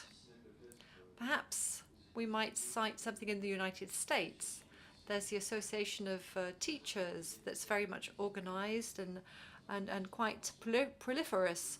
So they have that kind of journal, but it's more focused on teaching in the United States. So it's not really an international focus. And in the journal in the United States, the professional aspect takes up more space. In EpiDEMES, what we're trying to do is work on the results of research in didactics and disseminate knowledge among practitioners, or have thinking about the experience of didactic specialists in the United States. The journal is more about sharing experience among professionals. So the journal was very well seen by the GNOME network, and that's why in the first issue there are colleagues who invited us to share the results of research, and they were delighted. And in the summary and comments, we chose somebody who's who knows both platforms, and Eleanor Hardy, who also paid testimony to what existed. So, you know, have a read of the summary, because Eleanor situates the journal in the broader landscape. And there's no equivalent, as we've said, and hopefully it will develop further. But of course, we've still got some work ahead of us. Thank you very much. I can't see any other hands raised in the room, so we can thank our speakers, and now we can have a short break. Thank you.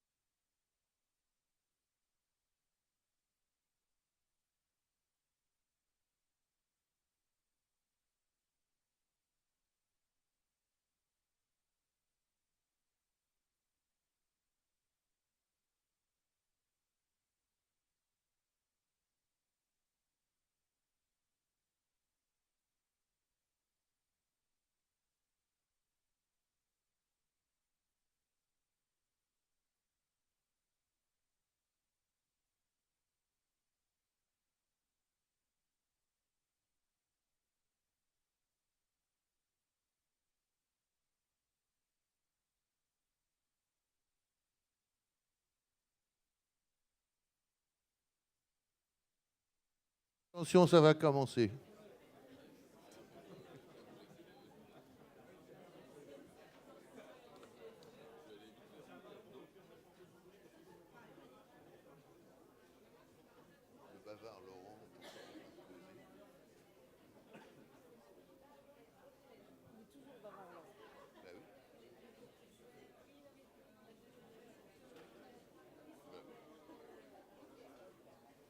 J'ai pas connu quand il était petit.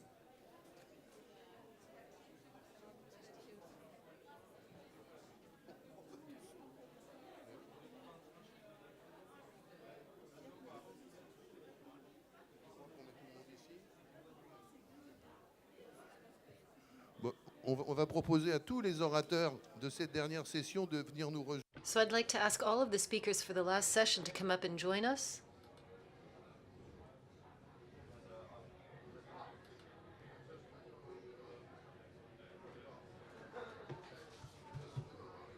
I'm not going to speak a lot.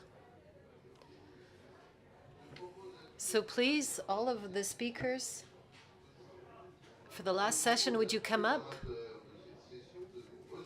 So please, come up and join us, all of the speakers for the last session.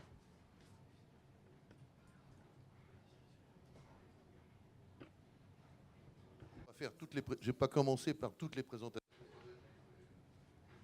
I won't present everyone together, but individually. So this last session is on liberating scientific communication. We're going to look at political questions, projects, many different subjects. And we're going to begin with the major political message, which is that there is in France a policy that's embodied by Odile has a complicated professional life. She started as a journalist, and then she did Libre, and then she joined the CNRS to take care of, to be responsible for scientific publications, and now she's head of the publications department. I'm shortening it. You can give us your real title if you like. I'll say my title because no one remembers it, but I will say it anyway. I'm head of the Knowledge Dissemination and Documentation Department. It's not just publication. There are questions of university libraries and documentary services, etc.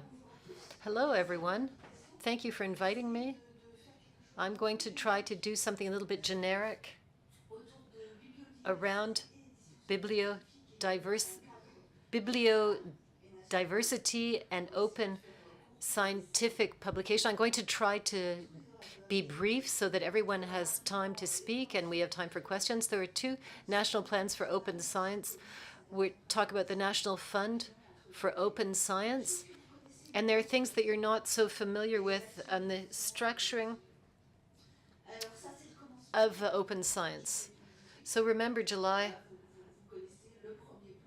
2018 with the first national plan, with the first focus on the generalization of access to publications, open access to publications, and some initial actions, including the creation of the Fund for Open Science, which is a very important thing.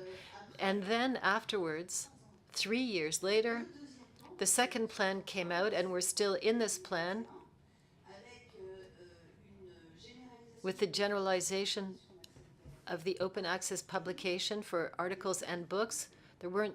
We didn't include books in the first one. We expanded to include books.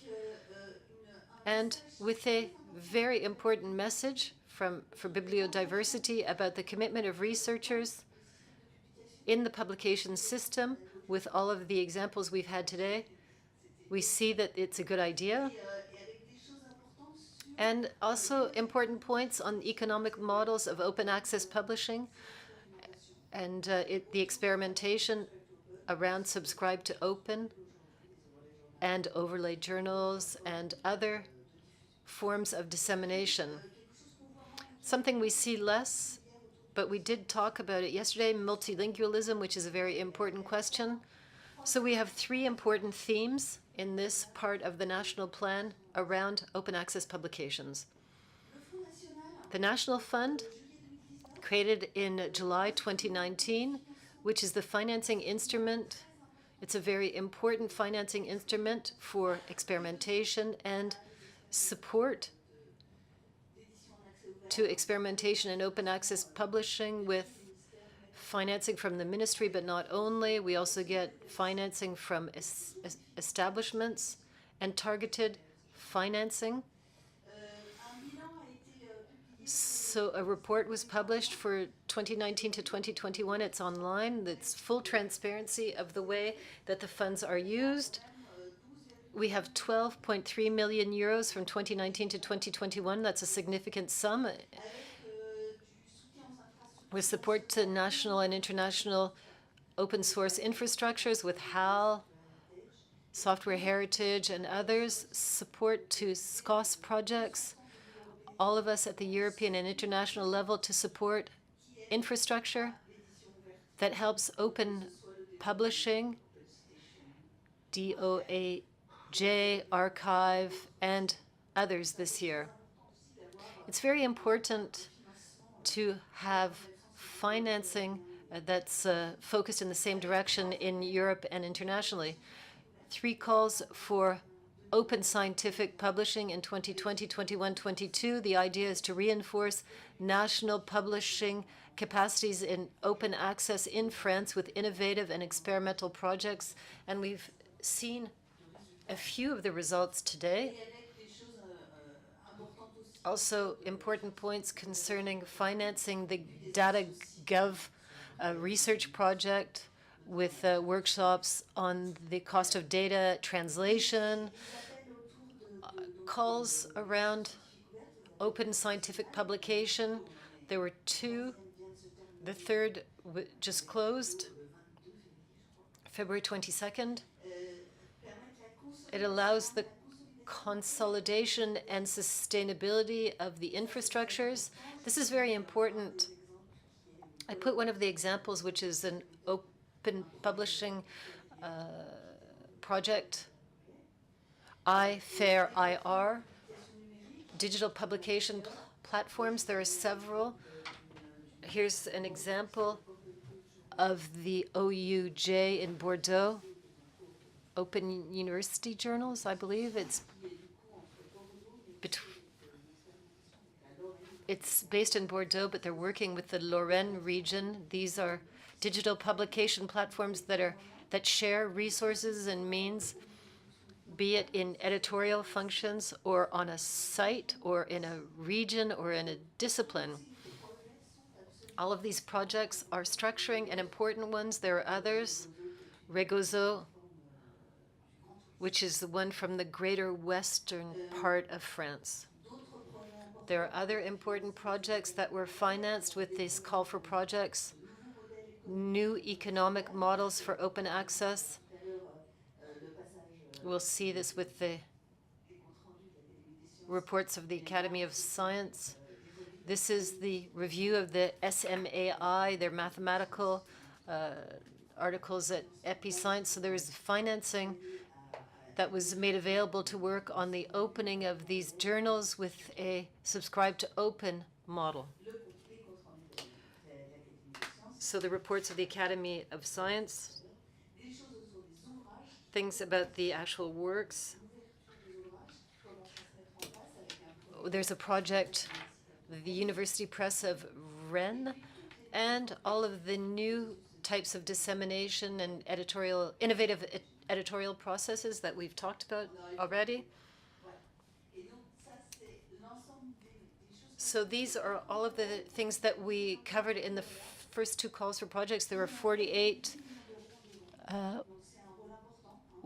winners with 4.8 million euros that were made available in 2 years. And there's some here are the results, the way that we distributed the funds. It's 100% transparent, all the projects that were financed. The third call for projects that was closed in February, 2.5 million euros in the budget. There were 44 projects. It's the number's down. That's normal. It's the third call for projects. The evaluation committee will be meeting in June, July, and the results will be published in September.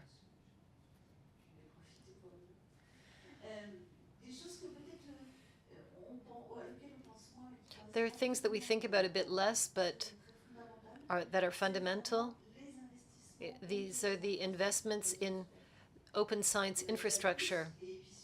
We saw Episciences belongs to the HAL Plus platform with Sciences Conf, and the national research infrastructure strategy is very important for this.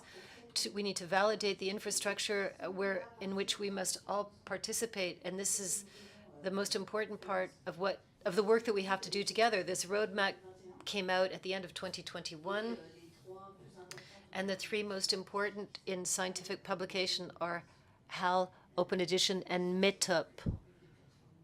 And Episciences is one of the platforms, as I said. It's the coordination between the different national strategies that's important. There's the PNSO. It's in coordination with the national infrastructure strategy, and all of this is moving in the same direction. Other things that maybe you're less familiar with, but that I think are interesting, this is the work done with the committee to think together, to have common knowledge on concepts, on the evolution of scientific publication, how we think about it today, how we implement it. There are several examples of these studies that are indispensable in order to understand what we're talking about, so that we're sharing the same language. That's not always easy. And so that we can also move forward together. We saw yesterday, today, on definitions. It's really important that we do this work together. So the Collège Publication and the Open Science Publication Group has been working on this. We're setting up guides, studies to disseminate knowledge on scientific publication. So there are three examples here. The guide on the strategy. There's a study that was very important around the evolution of these publications. So I invite you to read it. It might frighten you a bit, but you should read it anyway. There's a very important report that talks about a public publishing structure that today will allow us to work with the public publishers that are disseminated. It's important that we be able to be together and work together at this level so that we have, like I said, a shared voice. These are actions that are very important for us. And then finally, once, as I said earlier, the Alliance of Publishers, there's a body, the Observatory of Scientific Publication, where we try to get public and private publishers to work together. Not all of them are bad. I wanted to say that there are virtuous ones. They do very important work, and getting them to work together so that the world of publishing evolves and the world of editing evolves. There's also another action that's less well known. That's the support plan for scientific publication. There are 3 agreements that were made with Open Edition, Cairn, and Episciences, 3 aggregators and publishers that are significant at a national level, and we have subscription agreements with them now so that we can experiment with open publishing models, with the freemium model, with Cairn around Subscribe to Open, with a dozen journals that are now in open access on Cairn.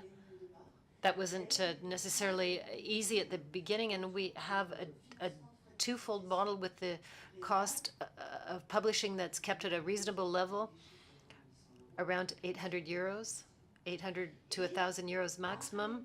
And in parallel with EDP Science, the setting up Subscribe to Open with some communities, including the mathematics community. So it's interesting to bring the French actors on board in this work and to maintain something solid for the publishers with these subscriptions to open or to do other things.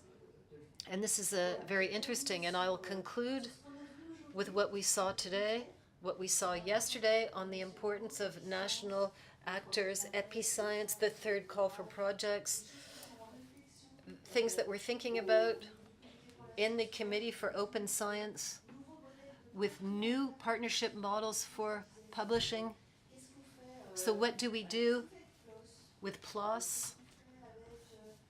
What do we do with other big actors who are not in the subscription agreement? So how can we ensure that we're setting up an editorial partnership around open science that's sustainable, that's represents some work, but it's very interesting. And then to make the link with my colleagues, the importance of European and international coordination with Subscribe to Open, with the Diamond Plan, and the importance of recognizing that we can't work alone. We have to work at a national level, but not only at a national level. And we need to make this fit into a European and international model. I think I'm pretty much on time. Thank you.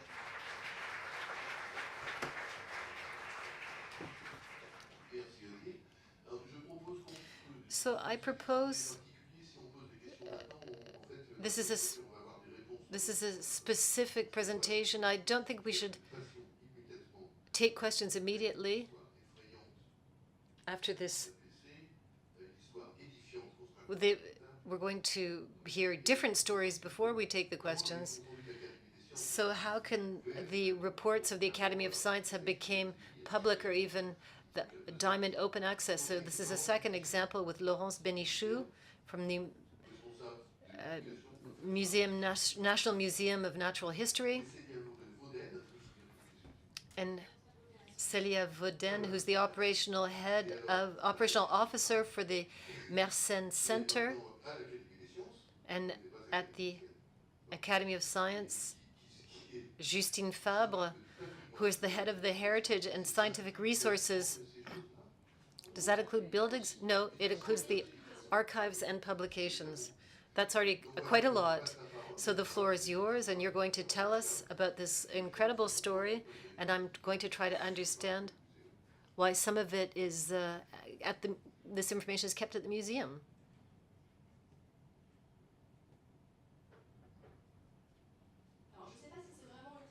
I don't know if this is a story that we'll be talking about later in history. There are no princesses, frogs, or wolves. But the situation at the beginning was frightening. The real situation for the creation of the reports of the Academy of Science was created in 1835. It was a journal that people could subscribe to. So as a learned society, they wanted to disseminate their reports, the minutes of their meetings, and the money from the subscriptions didn't represent a significant amount for them. They had to call on a publisher immediately because within the academy we didn't have the ways of publishing these scientific journals. The editors, printers, librarians, booksellers were the most traditional ones, printing in a paper format. Over time, the collaboration of the Academy with its partners changed, and we had the public tender laws that led us to work with Elsevier that had won the call for tender. So this was good for the Academy. They had all of the resources that were required. The result was satisfactory, and we had this big machine working with us. It brought in money to the Academy with annual fee contribution of 300,000 euros. We opted for an economic model that's a hybrid one with APC to open articles in gold open access. It was a hybrid of a hybrid because only the researchers that were working with foreign labs were getting this APC offer, whilst the French researchers could open for free. So this was not ideal. I think you all agree with me. Alongside this, the members of the Academy, as members of the science and medical communities, were using open archives like Archive, and the mathematicians were also doing this. And all of the scientific community started to look at the question of opening publications, and this idea made its way up into the Academy, and they organized working groups on this question and ended up coming up with the idea of not working with Elsevier anymore and publishing their reports in Diamond Open Access. So it was really the bridgeway, to show the way for the rest of the scientific community. So there were other publications, not only the reports of the Academy, but this is the example we've chosen. We had to examine the question of money, though, because we were losing the annual financing that was used for our editorial services, and the open access does have a cost. And since we're trying to propose services with added value, and value in short, we had to see how we could finance this. Not only were we going from a restricted access to diamond access, but we went from a big private company to a small public sector, so there was also a change of scale.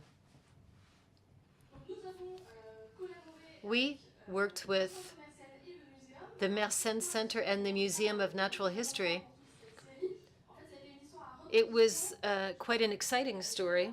My colleagues can talk about this better than I can because I wasn't there. At the beginning, we were supposed to work with the Mersenne Center for mathematics. That's their field of specialty. And then mechanics and physics were added, and they had similar practices, and they were using LaTeX format. So we added geoscience, chemistry, and biology into the wheelbarrow. Why not? Because there wasn't the equivalent of the Mersenne Center for those disciplines. But there was an equivalent for evolutionary paleontology, and that's why we called on the publication services of the Museum of Natural History. So at the beginning, we asked how we were going to get our practices to evolve together. There are 5 of us working in publication at the Academy, and only one is a real editor who's trained as an editor. We are in charge of relations that preceded the acceptance of articles with the authors. And when the Academy was working with Elsevier, there was this big black box of work that Elsevier was doing. We didn't know exactly what was going on. So we had to re-examine the question, improve our editorial skills, try to take ownership again of the services that we were providing to the researchers, and also improve our competency on open science. The team at Elsevier didn't become interested in the opening up of metadata or the opening of underlying data, the referencing of journals in the DOAJ. So we also had to look at the involvement for the researchers. Laurence said, the researchers think they're working for free. For the publishers, they're paid with public money. But at the time of Elsevier, the researchers in the Academy, the authors and editors were not interested. They were even hostile to Elsevier. So we had to re-involve them in the process and explain to those who didn't have an opinion on Elsevier necessarily, except that they thought they were doing a good job, saying by working with the museum and Mersenne, we could be even more virtuous, explain why it was better, what it meant to be indexed in DOAJ, and to have the quality label of DOAJC. Even this is something that's quite specialized. They were sensitive to this. Diamond Open Access has a cost, and part of the cost is paid by citizens in the wages of the researchers, and so they're legitimate to help us with the topics.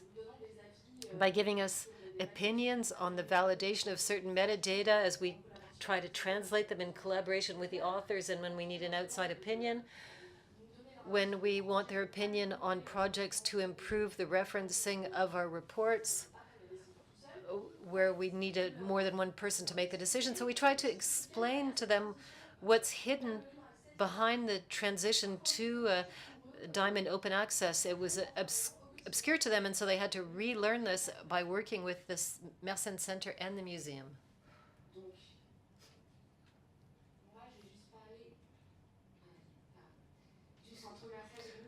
So I'm going to talk about the Mersenne Center and our experience.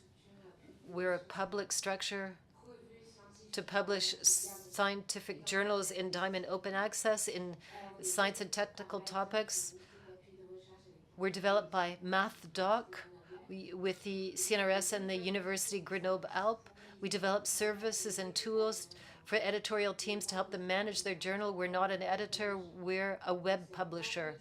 And as such, the Academy of Science came to see us in 2019 to integrate the mathematics reports or minutes.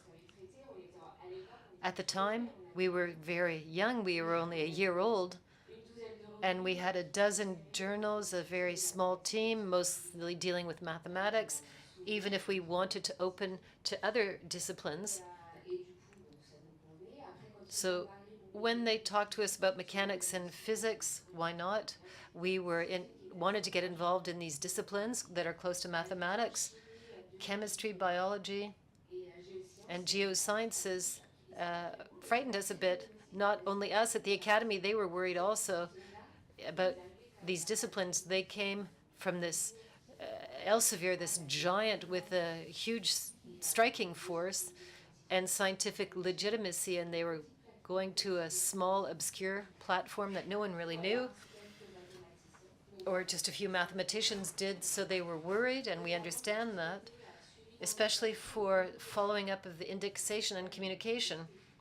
Because we were a small team, we were worried because there were 5,000 pages of volume of publication. This doubled our publication volume with requests for services that we weren't yet proposing, like editorial secretary or drafting with new practices, new disciplines. Things that are different in chemistry, biology. The processing time is shorter because they have to publish more quickly, and the results are not as durable as they are in math. So we really had to adapt in the space of a few months. But we did it. We recruited. We externalized some services, unfortunately, because we couldn't do them ourselves in-house. And we tried to set up workflows. As Justine said, we manage acceptance for publications. It was really interesting when the reports arrived. They took over the process that they weren't familiar with. We worked with them on editorial practices. They rather went from a publication by issue to online first model, and now we're working on a lot of projects. We're still evolving. We have virtual issues,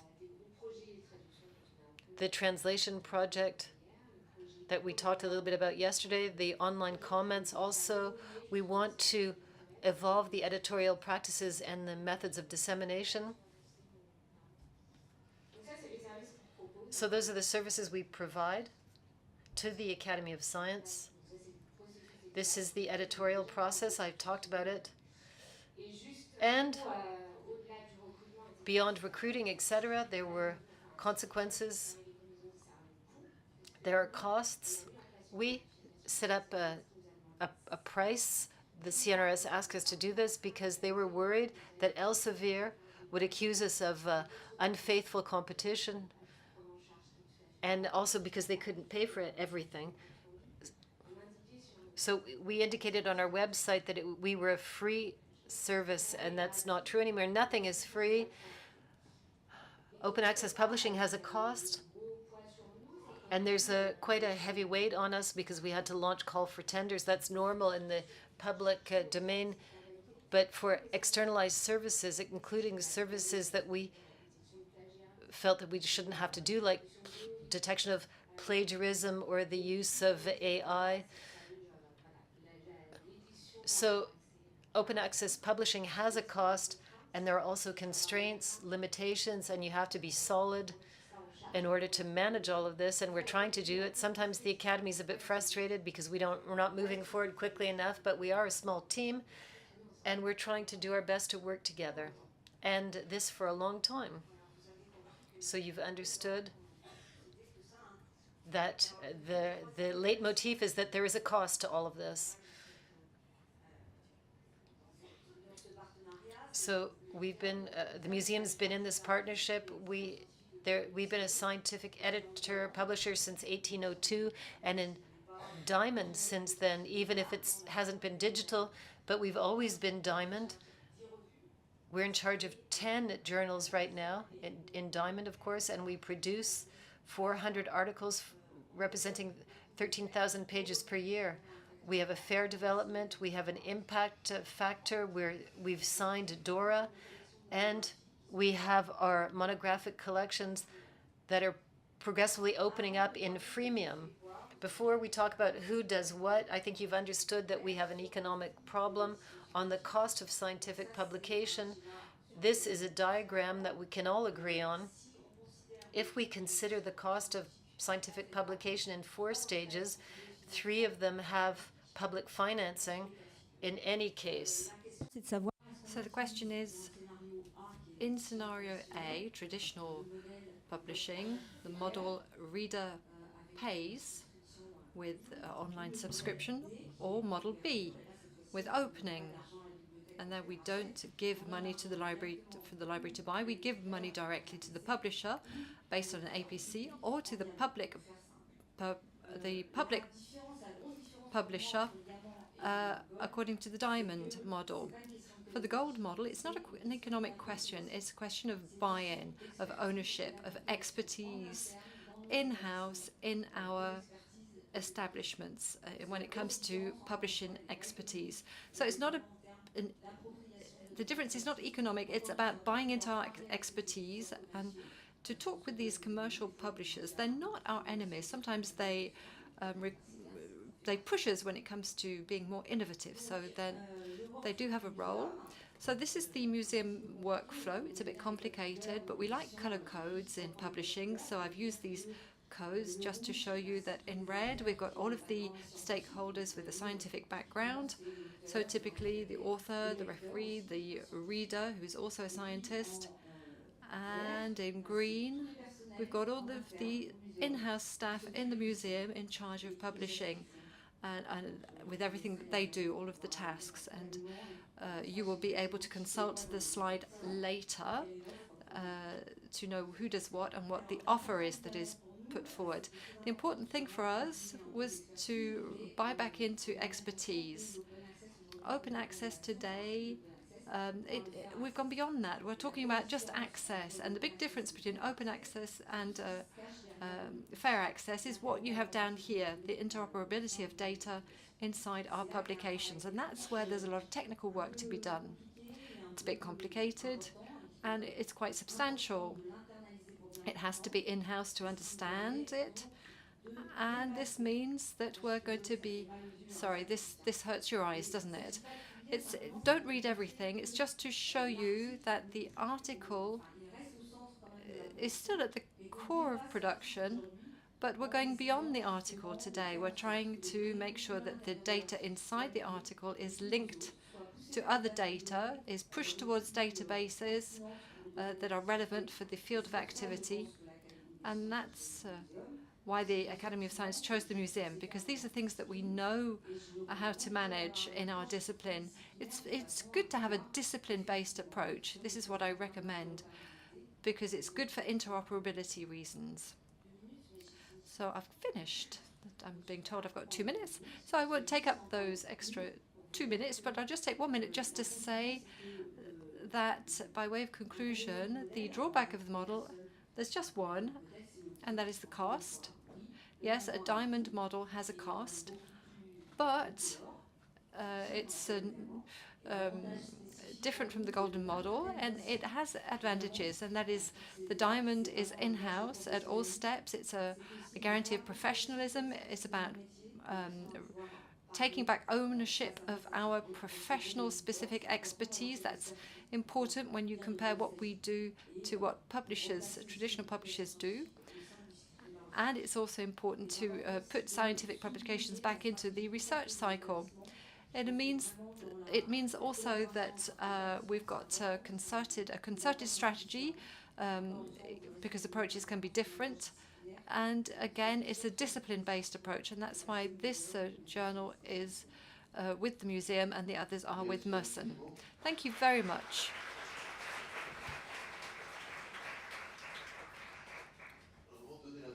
So before opening the debate, so there's a link between the two presentations. Denis Jérôme, who was cited as one of the stakeholders in the Academy, he belongs to the Academy. He's one of the people inside the COSO Publication College. So things, you see the ties there. So in that college, there was a meeting yesterday. 1/3 of the college is actually present in the room today. So that's just to point that out. And the college paid tribute to Mr. Denis, who was the initiator of all of this. Any questions now?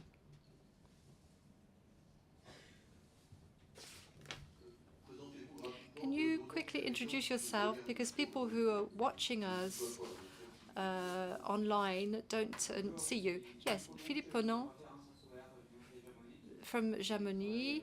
I work with the Mersen Center. I'm working with them on a journal. So it's a question about the Academy of Science. How did you make the switch with Elsevier? So officially you're allowed to do what you want to do, but I guess they weren't happy, no? It went very well, in fact. We have to say that Elsevier were courteous. They supplied us with the files in the right format so that we could export them to the database. So we have to pay tribute to them for this.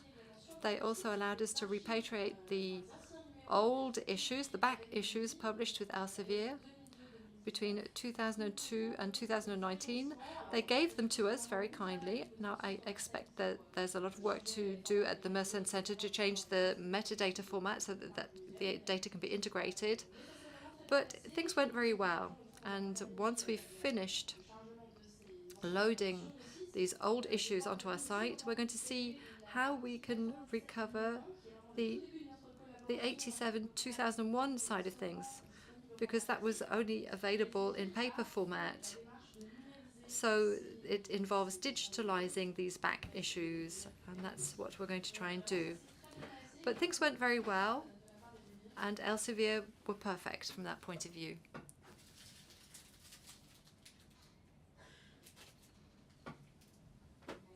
Thank you very much, Maureen Montagnard, TICAM. I just wanted to say, well, I had a question for Odile Contat.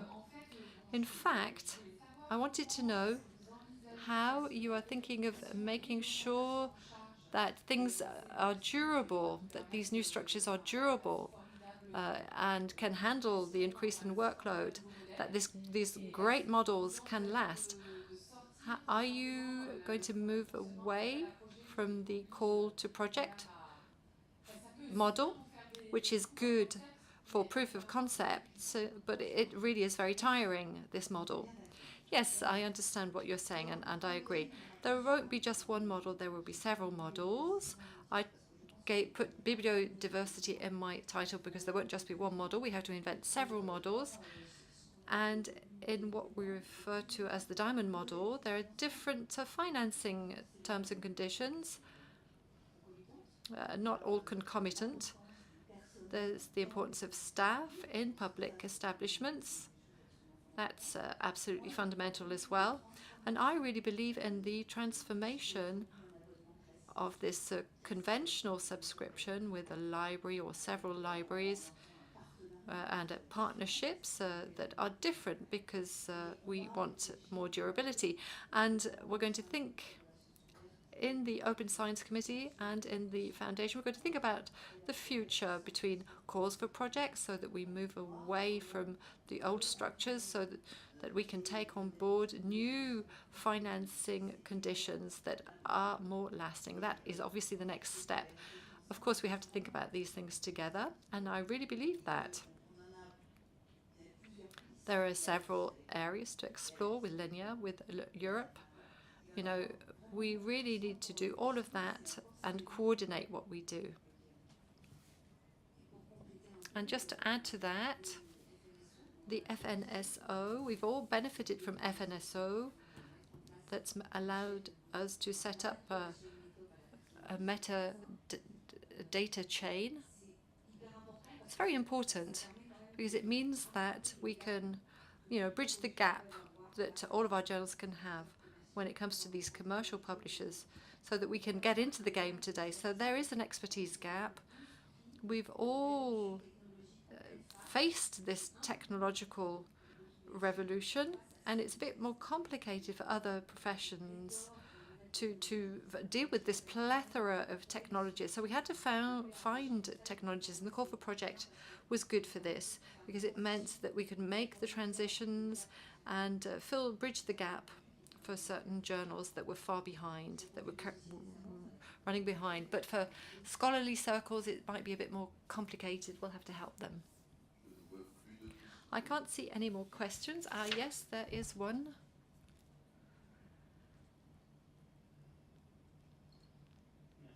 Thank you, Vincent Chiari. GTCAM, I think he said. It's a question about diversity. It seems very important. I can see that there are lots of projects, lots of structures, Episciences, BCI, the Merson Center. So we've got competition, we've got emulation, we've got exchange.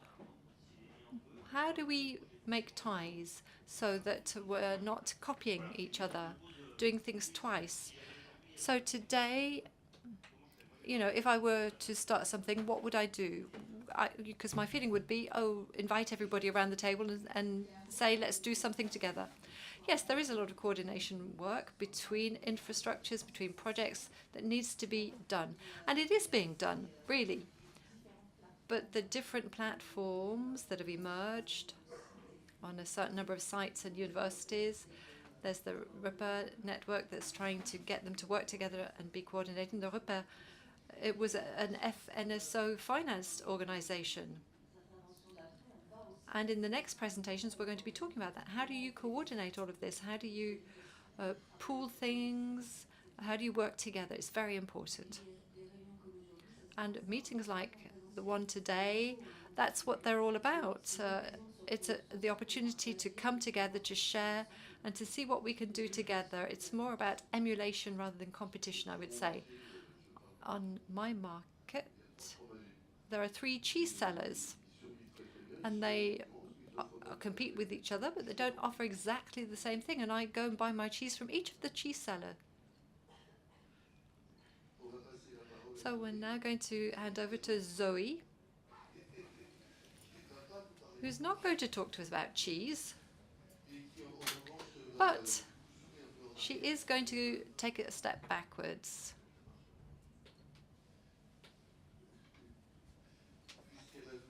She's going to present to us the Diamond Action Plan seen from the point of view of the ANR, so with a very European focus on Coalition S.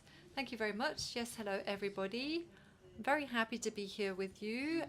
Sorry, I forgot to say that Zoe was in charge of open science at the ANR, at the National Research Agency. So I'm here to talk to you about the action plan for a diamond model for open access. I'm not going to talk from the point of view of the ANR, but from the point of view of everything that might be concerted and global and collective.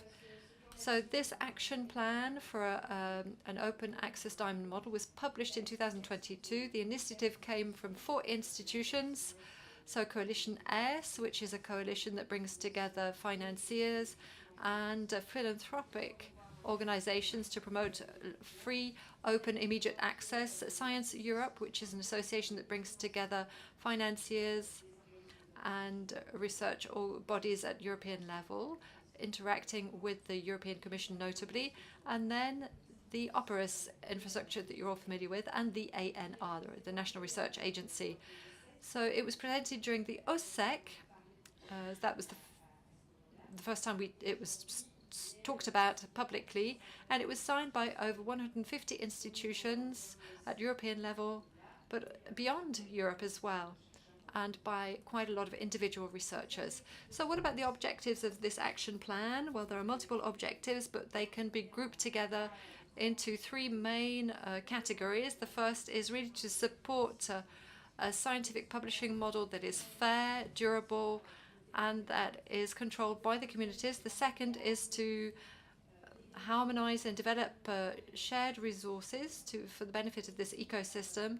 And the third category of objectives concerns, and that is important, that echoes what we've just said, including the three cheese sellers. The third group of objectives is to federate all of the actors, all of the stakeholders of this diamond community, in spite of their language diversity or regional diversity or institutional diversity. So we're talking about infrastructures, platforms, journals, financing agencies, research organizations, universities, etc., etc. So it focuses on four main priorities, and I'll say a few words about that very quickly, but then I will invite you to read the details. I know that some of you are familiar with it. There's the notion of efficiency or effectiveness. So this is really from the point of view of pooling resources, harmonizing quality standards, and this echoes the discussions yesterday about indexing in the DOAG, providing services, making things more accessible, and creating synergies between journals and platforms. Again, with the idea of grouping together things inside a region or according to a language or discipline.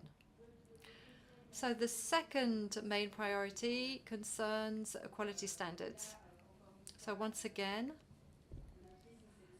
the point of view is to harmonize existing standards, to disseminate best practices, to harmonize them, and to standardize quality standards, and to make available and develop further self-assessment grids for the journals and the platforms. The third priority focuses on strengthening operational competences or capacities. The idea is to make available training tools, notably, to bring together people and get them to talk. So to bring together everybody that's involved in the diamond system, all of the stakeholders, and we were talking with Pierre about this earlier on, we need to find a better name in French for this thing. It's called the Capacity Center for Diamond Publishing. It's not a great name, so that could be the first collective task, to find a better name with a better ring to it. So it's not going to be a building in a city with lots of people inside it. It's really a federation of different things, a multitude of different things that already exist nationally, regionally, or at other levels. So it's the idea of federating financial means, human resources, best practices, tools, resources. And then the fourth objective focuses on durability. So notably, this echoes the discussions from this morning. I forgot the name of the review, EpiDEMES. So you were talking about the problem of making sure that ownership and governance of the journal might be well recognized. And so one of the objectives here is to work on these aspects, to understand costs and promote transparent practices, to bear all of these costs thanks to a network of institutions, and to develop coordinated financial mechanisms based on this thing whose name we still need to find. We'll call it the Capacity Center for short. So around this action plan, there's a real objective, and that is to federate the whole ecosystem, to find times where we can discuss and exchange physically, so that we understand each other better, so that we can build together. So we've already had 2 webinars in 2022. There was a first conference that brought together all of this institutional and individual signatories around the action plan. That was in Zadar in September 2022. It was hybrid. There was an online part and a physical part. And then there was the launch of the EpiDEMES European Horizon project. Pierre will talk about that. That will work in tandem with the action plan, so they should back each other up. And then, more recently, in October 2022, there was a conference on open science organized by Science Europe. And I would say that the 2 subjects, so the leitmotif of the conference was really the notion of fairness and the importance of finding new ways of publishing that are fairer. And then, of course, the diamond model was broadly cited. That's not very nice looking. It looks better on my computer. Sorry about that. So the next event, and can I invite all of you to put these dates in your agenda. It will be from the 23rd to the 27th of October in Toluca in Mexico. It will also be a hybrid conference. It's supposed to be a global summit on the diamond model. And I think it's a great opportunity for getting people to talk, getting the whole ecosystem to discuss at European level, but beyond European level too. So it's a summit that's organized in partnership with many different institutions. So the 4 institutions that work on the action plan, but also UNESCO, Red America, the University of Mexico.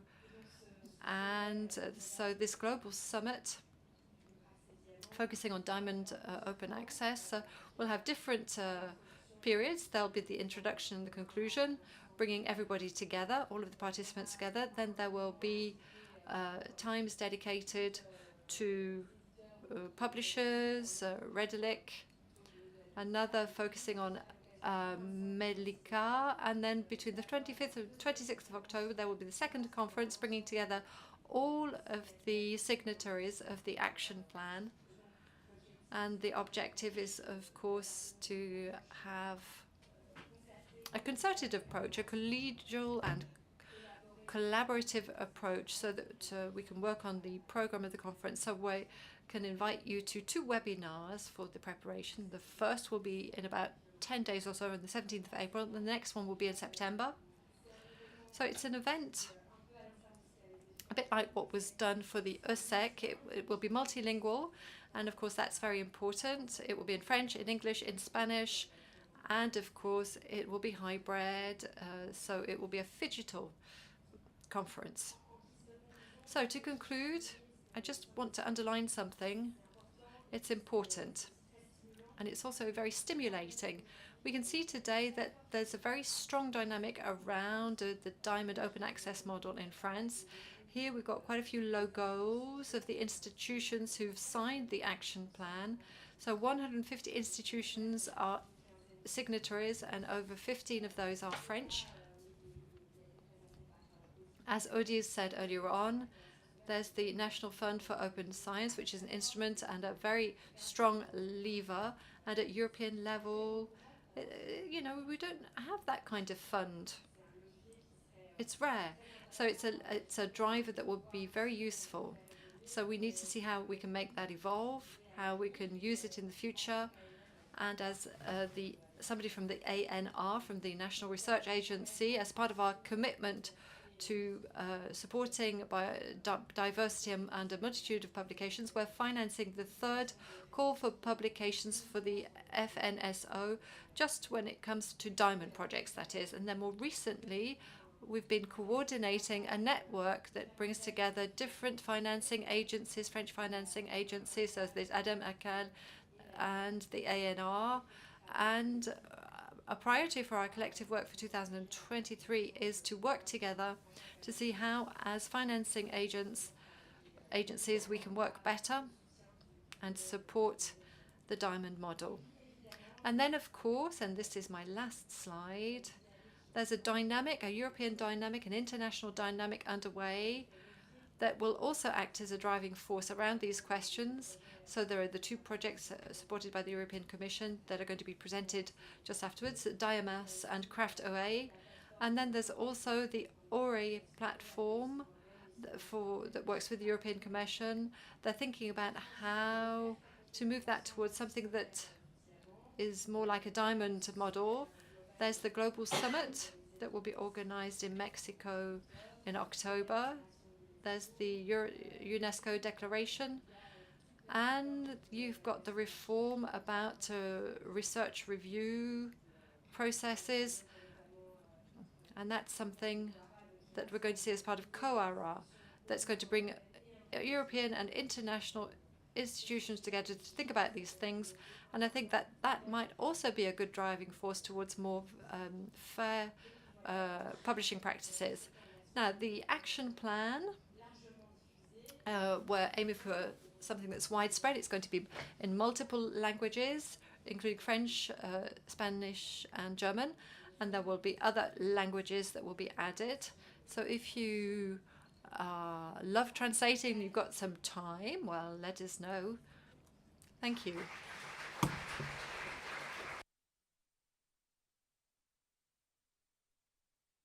Thank you very much, Zoe. Thank you for citing COARA, because you know, we've heard about it, but then people talk about reviews. So COARA, have a look. It's coara.eu, not .org. If you do .org, it's a group of collectors of old radios in the United States.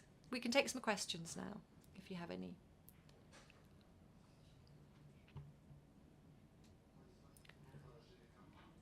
So I'm from GTCAM. I have a question about the action plan. What is its position in relation to indexing of open access journals? Indexing. What? So a question about index. I'm not sure I understood your question. Sorry. You want to know its positioning with respect to indexing in relation to the Web of Science? Yes. Does it have a specific positioning?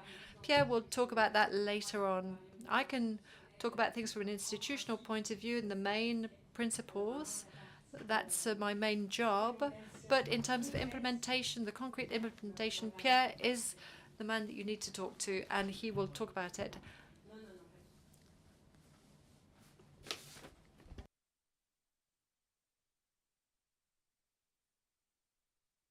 Denis Bourguet, INRAE. Zoe.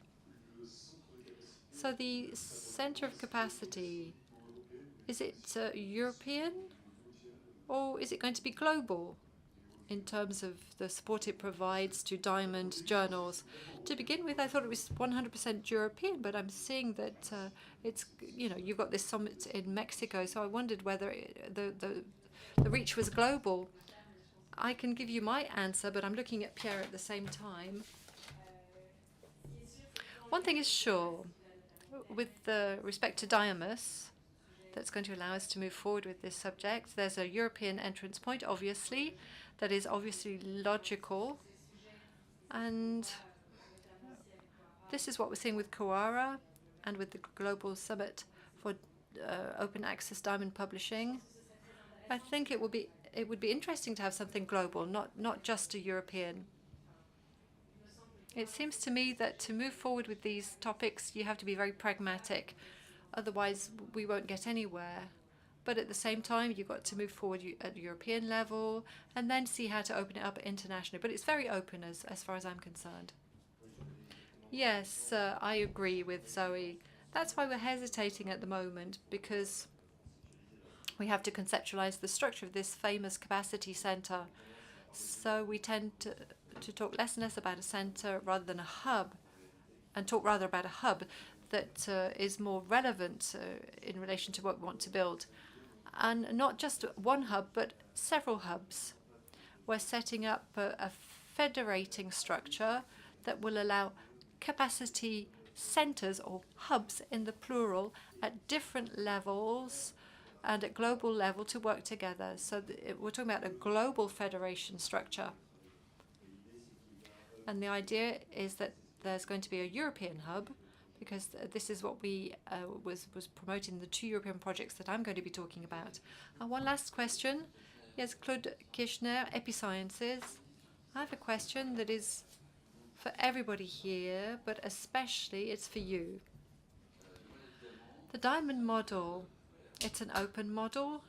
It's open to authors and readers, human authors and readers. So consequently, and I think it is an important question, and we need to think about it now. How can other readers have access in terms of contributors, but also as readers and contributors? How can they have access to the system? Should it be open to this other kind of stakeholder? So this is a question for the whole community, other types of authors and readers. It's an excellent question, and I would like us to think about that together. I don't have an answer for you now, but I agree it's something that has to be taken into account. It is a real topic of discussion. Thank you very much. Now we're 4 minutes behind the schedule, which is not really important, but it is 4 minutes behind. So I'm going to hand over to Pierre Mounier. Everybody knows Pierre Mounier. He's from Open Edition. We've talked about bibliodiversity several times. So there's a call for bibliodiversity. It says I didn't write this. It's not in alphabetical order. Pierre was the main craftsman behind this. So over to you, Pierre. Merci, Serge. Donc moi, mon rôle ici. Thank you, Serge. Hello, everyone. I'm delighted to present the 2 European projects, DMS and Craft OA, that started recently, and that are the first manifestation of the tangible implementation at a European level of the commitment of the European Commission to implement the Diamond Open Access Diamond Action Plan that Zoe presented. Here's what took place last year. 2 calls were published by the European Commission almost simultaneously, one called Capacity Building for Institutional Open Access Publishing Across Europe, and the second one, Improving and Coordinating Technical Infrastructure for Institutional Open Access Publishing Across Europe. They're common words, and some are different. One is on capacity building, and that concerns the competency documentation, best practices at an editorial level that have to be supported by the winner of this call for projects. And the second one is really on the technical infrastructure, the setting up of platforms, adoption of technical standards, etc. And in both cases, the European Commission doesn't talk about diamond. That's important. The European Commission talks about institutional open access publishing. So we had to do a little bit of intellectual gymnastics to get it to correspond. Of course, the diamond correspond with institutional, as Laurence was saying. There are a lot of similarities, but it's not completely similar. So we've proposed a definition of institutional publishing that is similar to diamond in institutional. In the idea of institution, we had to pay attention to include the learned societies. Learned societies are not all institutions, but if we hadn't done it, would have been left. It would have been ridiculous to leave these learned societies outside of this structure. So I'll start with DMS. It talks about good practices in training, guides, etc., which is in the first call for project. DMS started in September last year, coordinated by Open Edition at Aix-Marseille University. That brings together a consortium of 20 partners in a lot of European countries from the north, the south, Central Europe also. And there's a big diversity in the type of partners, and that's what's really interesting in this consortium. There are platforms, there are publishers.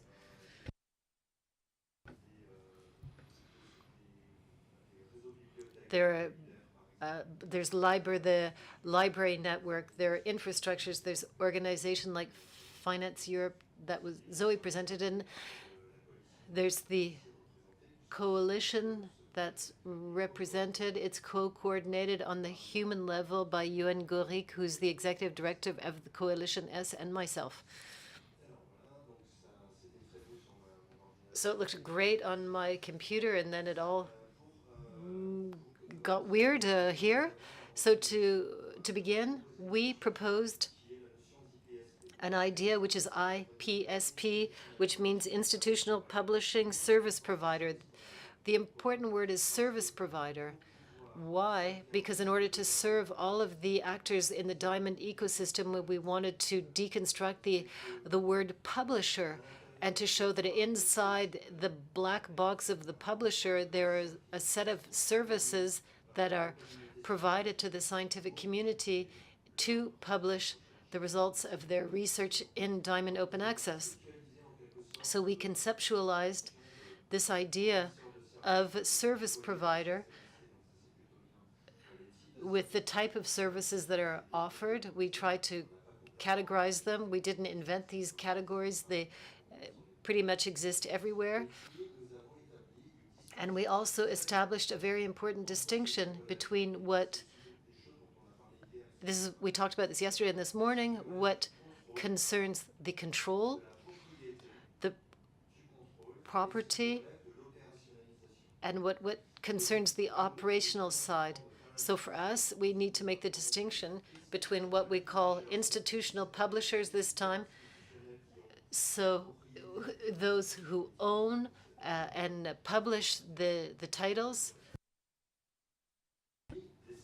and service providers who are not necessarily institutional, who can even be commercial, but who will be providing services that make it possible to implement editorial services at different levels under the control of the scientific community itself, which is represented by the institutions, the learned societies, the institutional publishers. This is the way we connected all of this in the project. The objectives of the project are simple. We want to support the development of a high-quality, sustainable, and coordinated ecosystem by firstly doing a mapping of the existing landscape in the European research space, so a little bit beyond the EU, with countries that participate in the Horizon Europe project, to standardize and improve current institutional publishing practices, to enhance the capacities of ISSPs, and to support policies and strategies. The project is rolled out in 3 main stages. There's the phase that we're in right now that consists in doing the mapping of the service providers. So we're not only focusing on the journals, we're focusing on the editorial structures and the service providers. We're working at another level. On the basis of the mapping that we've established, we want to improve coordination, quality, and the financial sustainability of these service providers, and in particular, the institutional publishers. The third step that will come at the end of the project is the formulation of policy and strategy recommendations for the financial backers, for the decision makers, and also, and this is a very important point, to the highest levels of governance in the research bodies themselves. We all are aware of situations where we have diamond journals that are hosted and supported by a university or a research institute without it being officially part of the strategic plan of the university as an institution. So when you have, there are, for instance, some lab journals that the president of the university doesn't even know about. So how do we get the research institutes and universities to know about the wealth of information that they have and to manage them properly? Expected results. Establish the map by creating a database of diamond service providers to create shared standards, EQSIP, Extensible Quality Standard for Institutional Publishing, a self-evaluation tool for IPSP, a portal to the Capacity Center, a European an international list of service provider and a federated network of service providers with a forum that will allow them to meet and to discuss the way we've done in the last 2 days. Also tools for the financial sustainability of the journals, and then recommendations. A quick point, we are in the investigation phase. Yesterday, we launched a big survey online, not for the journals, but for the editorial structures and service providers in the Diamond Open Access publishing sector. And I recommend you that you participate in this survey. It would be really useful for all of us. The second project, I'll go even more quickly. It's called Craft OA. It looks at the technical dimensions of the infrastructure to support Diamond Open Access publishing, and this is coordinated by the University of Göttingen with Marco Wegner, who is the head of the University Press at Göttingen. And they bring together 23 partners, the same as in DIAMAS and others. There's the intersecting participation. You can see there's OPRES, the CNRS, and the others. Some of these partners are more technically oriented than in the DMS structure because they provide technologies. Yes, I can finish in 5 minutes. 5 objectives are defined in this project. The first, to evolve and strengthen the Diamond OA institutional publishing landscape. Secondly, to promote interoperability and the adoption of technical standards between platforms and technologies and the Diamond publication areas, so more interoperability and alignment on technical standards. Third objective, raise visibility, discoverability, and recognition of Diamond Open Access produced content. So there's a specific action to promote visibility. When we, 2 years ago, did the preparatory study for all of this adventure, the first thing that the Diamond journals said to us when we did the study, the first challenge that they are dealing with is the lack of recognition and the lack of visibility, partly in these scientific information tools that are used by all of the libraries and by financial backers. So we're trying to solve this problem. Support the integration of Diamond OA publishing entities in EOSC and increase the capacities of the... So I'm not going to go through all of this. I won't have time. Here are the results that we're expecting. We're going to work on a better interoperability between different software, Diamond publication software that are very important for the Diamond community, OJS, Lodel, and Janeway, and an interoperability between XML and JETS. So we're going to facilitate the installation and the operation of this software and the operational maintenance with institutional platforms and institutional actors of fairly small sizes. We're going to improve OJS, in particular the management of multilingualism, the management of GRPD, quality and enriching of the metadata. Raphael's presentation really interested me yesterday on the management of metadata with graphs, and we're going to try to do the same thing in OJS. And so we're going to set up what we call a Diamond Discovery Hub, whose function is to answer your question, to promote visibility on a technical level, but also marketing level in a certain way, the visibility of the Diamond journals so that they're better indexed and better recognized by the tools that everyone's using. We'll create plugins, OJS plugins, to foster interoperability with the Open Air Research Graph and EOSC. And similarly, like in DMS, we're creating tools or systems so that the IPSP be able to create a community so that they're not archipelagos, but a community that exchanges on best practices, on know-how, and that work together. This is in DMS. And in Craft.UN, we'll do the same thing for technology providers, those who develop platforms and services so that and work on a technological level so that they can work as a community and not in an isolated way as competitors. My last slide, again, the page doesn't look great, but we want, and this answers your question, we want to move towards a federation of resource centers or capacity centers, allowing the diamond community to get out of the archipelago situation. What we see what we saw in our survey of 2 years ago on the diamond open access is that everyone's in archipelagos, not at so much at the French level, because we're already well organized, as we can see here. The actors are already speaking to each other, are already helping each other. What you did with the Academy of Science reports that there are several institutions that joined up to implement a joint project. That's just fantastic. But the European level and global level, we're all in archipelagos with isolated journals, institutions that don't know what their neighbors are doing, etc. So the idea here is to get away from this situation and to help the community to act as a community and to behave like a community. So the project serves this purpose. Build a living, federated international community, facilitate access to resources and existing competencies. If I come back to the example this morning, who owns your journal? I don't know. I'm thinking about it. What do I have to do to define who owns the journal? We have to create a legal structure.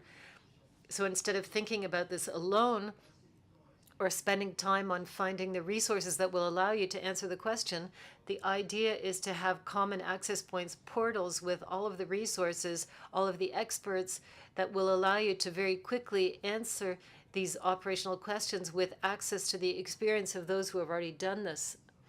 It's very simple. Organizing to win the confidence of politicians and financial backers. If the diamond world is no longer an archipelago but an organized living international community, then the financial backers and politicians will trust diamond publications more and better finance them. This is really the problem. The financial backers have money to distribute, yes, but we can say it's a virtuous model, but if it's disorganized, if they don't know how to distribute to whom and how to control what's done with the money, there's going to be a real problem of trust. So the community needs to build the trust with politicians and financial backers to get sustainable financing. We need to define the governance of the federation by the community. We're going to discuss this during the conference, and to make open access diamond model the model that everyone will follow. Thank you very much. Are there questions in the room? Thank you for this presentation, Maureen Montagna. I'm going to ask my question about the emerging countries again, in particular with this last sentence. In my field, the Chinese are publishing at a very high speed. The Indians also. I don't see how we can do this without them. Yes. I already wanted to answer your question when you asked about countries of the South, when you asked it the first time. To my knowledge, the global South, as we call it, is not as homogenous as we'd like to think. There are zones in the global South that are more advanced than others on the adoption of the diamond model. That's the case of Latin America with the Cielo platforms, but also with the Redalic Medica structure. It's a real model for the rest of the world. And the scientific communities in that part of the world publish a lot of diamond journals, and it works more or less well, but like everywhere. It's not north against south because it's more complicated than that. In Asia, we haven't yet worked enough to see what the strong points could be. China's a specific case, and I'll stop there on China because I don't know the situation well enough to say anything intelligent about it. But in Japan, there's a huge platform called just stage. It's a platform that's financed by the Ministry of Industry, and it's a platform that has more than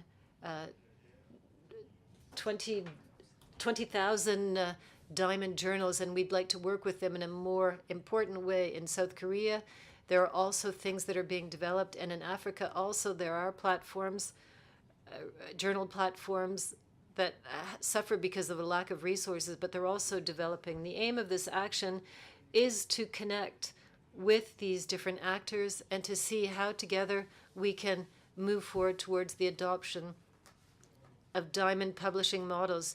Having UNESCO with us in the co-organization of the conference is really extremely important.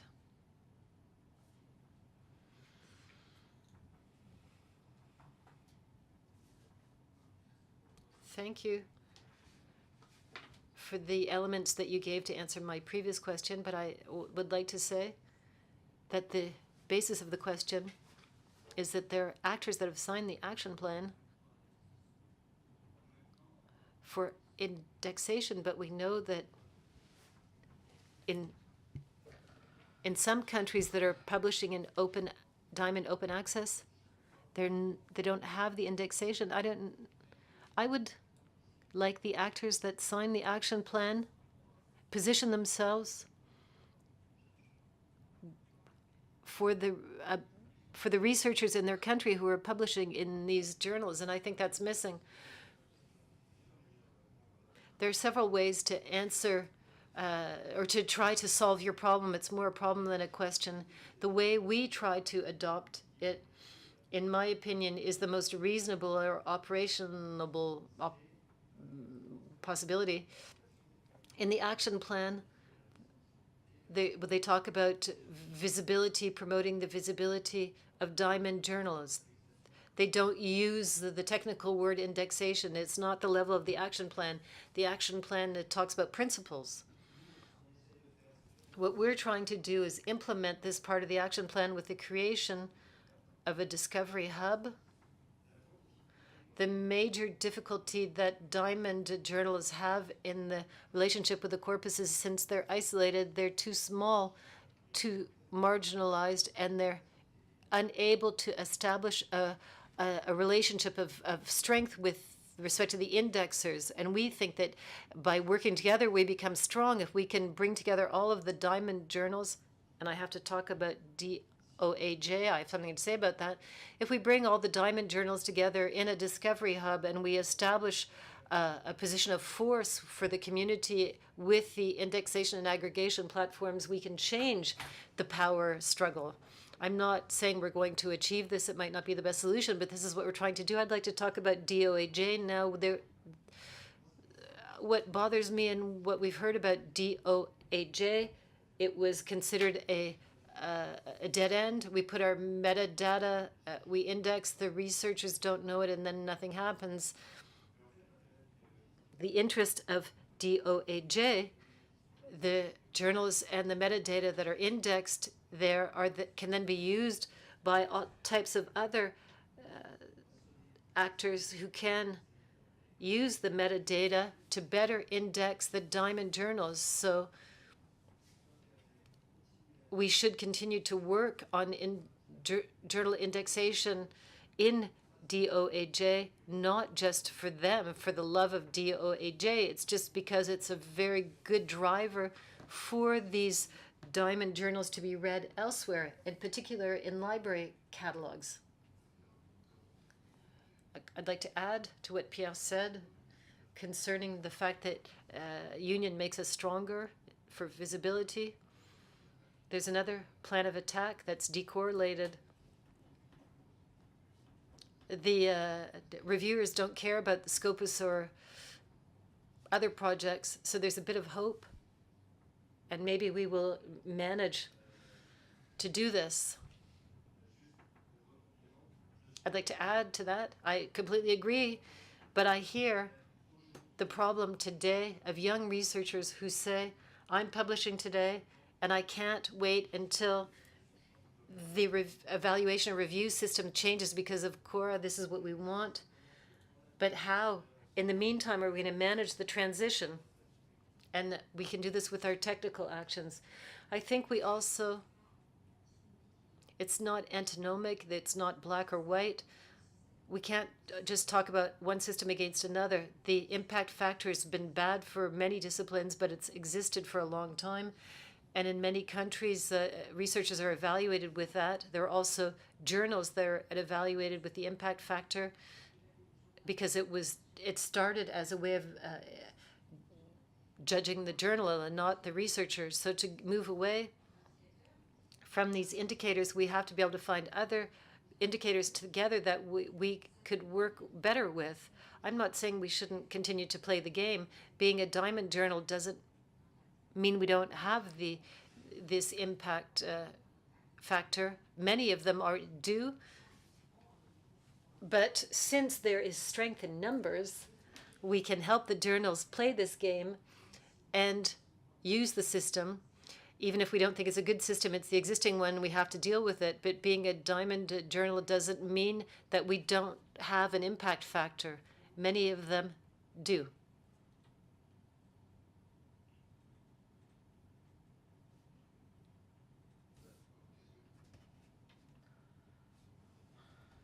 François Gidet, what's the interest of the platform in indexing diamond journals whose economic model goes against the ones that they stand for, that they use? So we're fighting we've been talking for 2 days about the opportunity of being indexed in WOS and Scopus. So what's the interest of them in indexing the diamond journals? Sorry, no microphone. The interpreter can't hear. So there's no more interest in diamond or non-diamond. The interest for them is to include them. They're open journals that were indexed, and then they threatened that they would no longer be indexed with constraints. They said that they tried to add all kinds of other demands, and it's a model for coercion. We're going to stop here. No? The last question.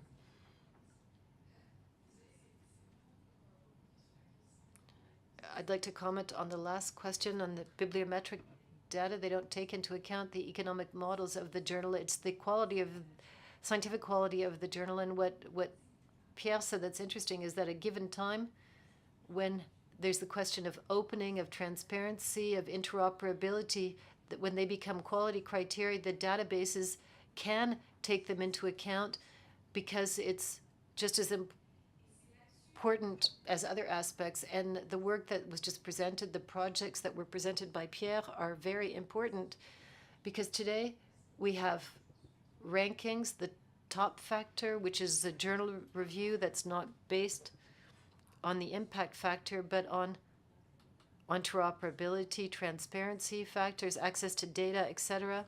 And it's very interesting from a bibliometric point of view. There's a distortion between supposedly quality journals that are not open. So I just wanted to add that to Pierre Menet's presentation. Bien, merci. Thank you. So now Laurent Romary, who's going to give us feedback on one of the Episciences journals. He's the head of culture and scientific information at Inria.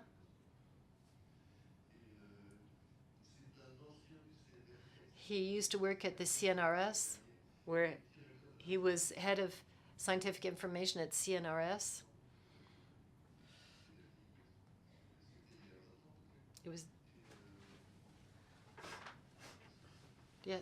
It was called DIS 20 years ago.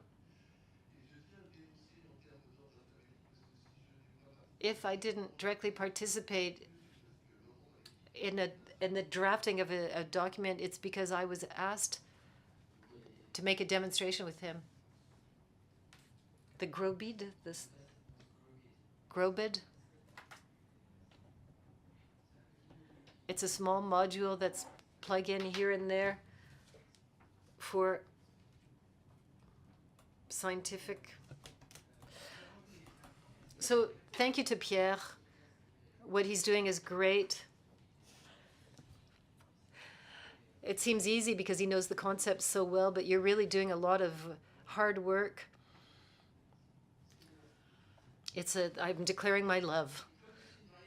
And since I'm an adjustment variable in terms of timing, so it's good to get some feedback, and I wanted to see what I could tell you about an initiative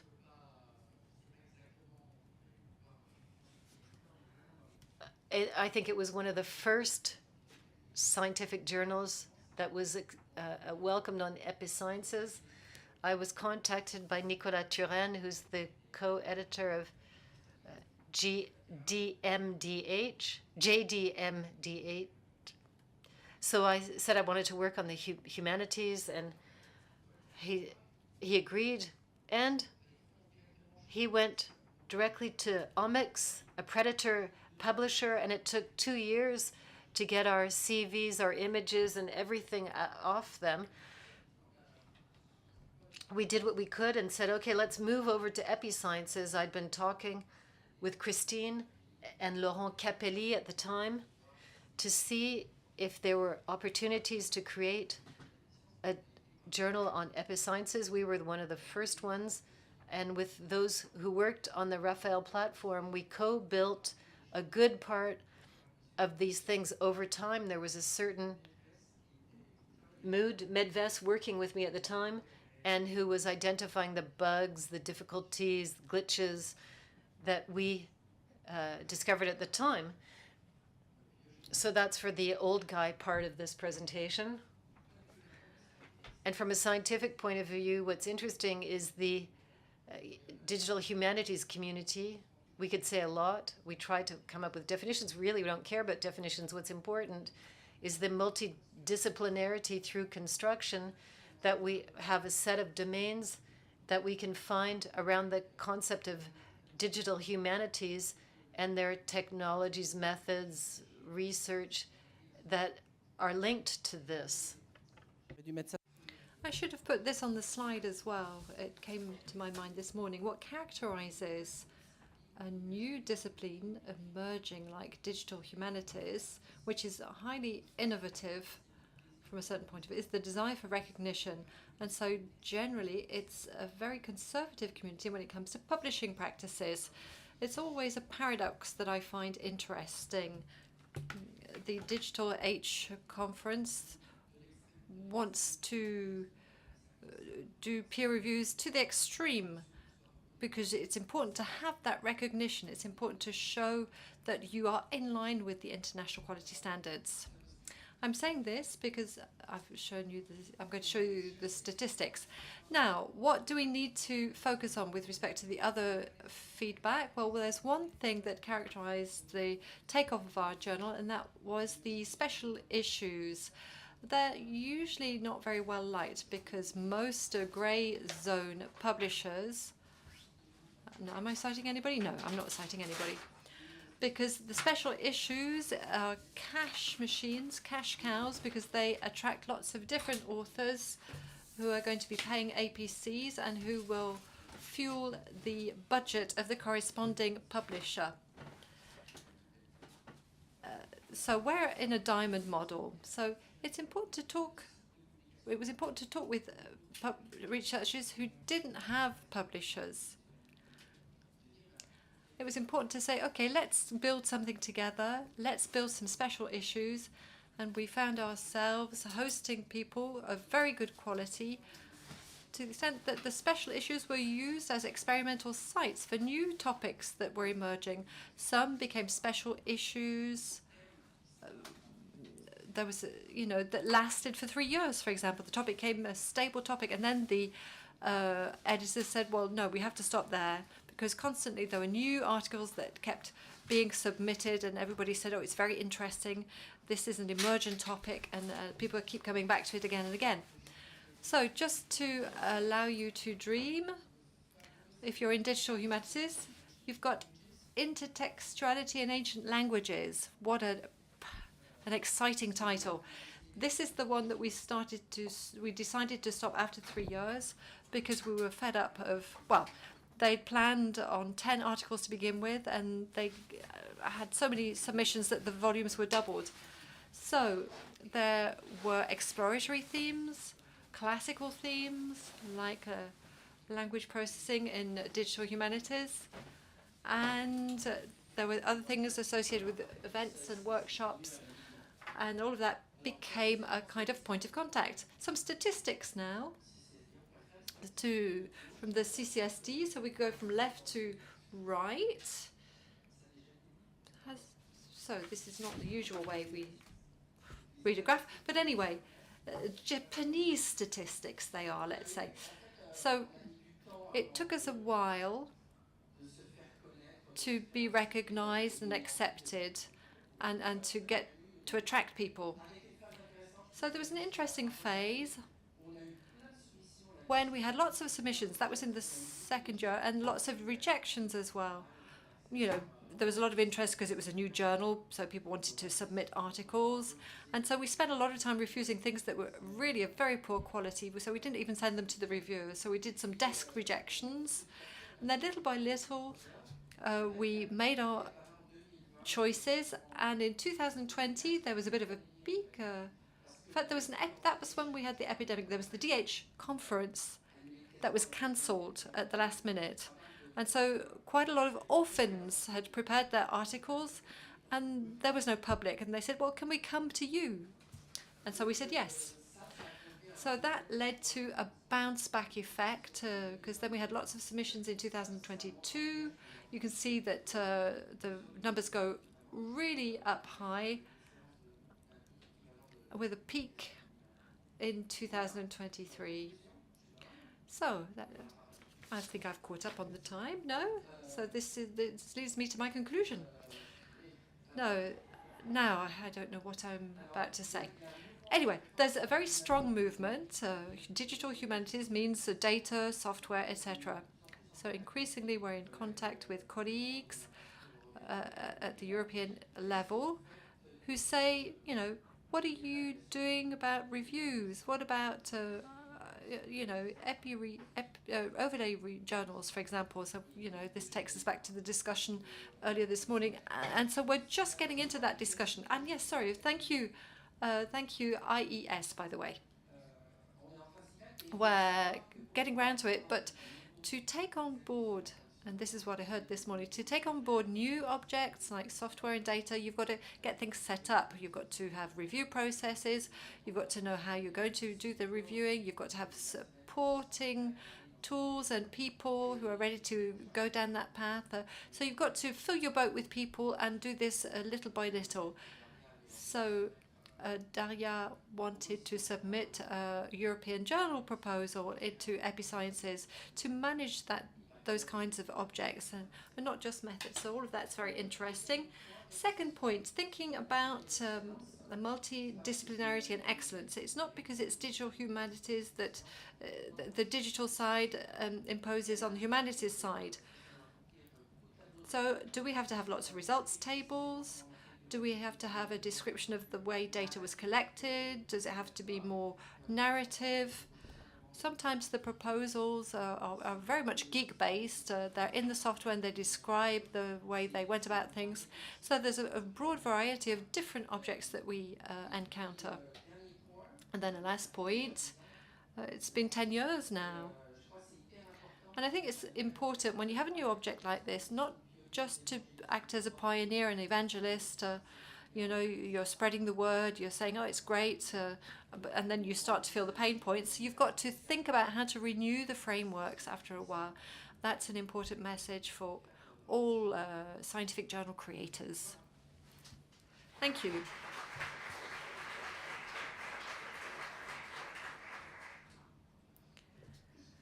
Any questions?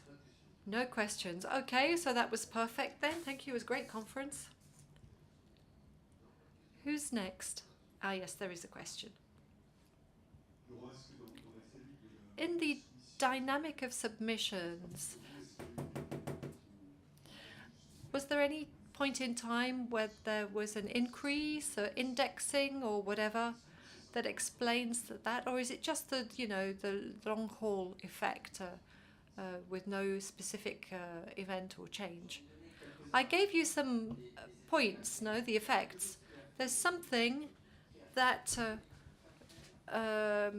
brought out a whole theme about manuscript writing recognition for philology, for medieval historians, etc. It was really something that was very broad. And we had some papers, so from top-notch people in the field, and then there were lots of submissions that referred to those papers. So in terms of manuscript writing, we had those who published that kind of article because we're talking about data mining. So it's really, something that's at the core of that field. So about that journal, but also about the other journals that were presented at Episciences. What about the flow of manuscripts coming in? Is it proportional to the size of the community, the worldwide community, in digital humanities, for example, for this specific case? Or is it just a small part that's represented and then there are other journals in the field? So it's the property of a new community. There's been a bubbling up of journals. So there's the Oxford University Press. There are different models behind each one. And so we've been overtaken by that Oxford University Press journal because it was a publisher that was well known. So we had colleagues who submitted articles and they could have come to us instead. But things are being rectified, and I'd like to thank you for your spreading the word that we now have a better perception of the challenges for colleagues who, commit to these alternative methods. So a new community means that things are constantly changing. So you've got to make room for yourself, basically.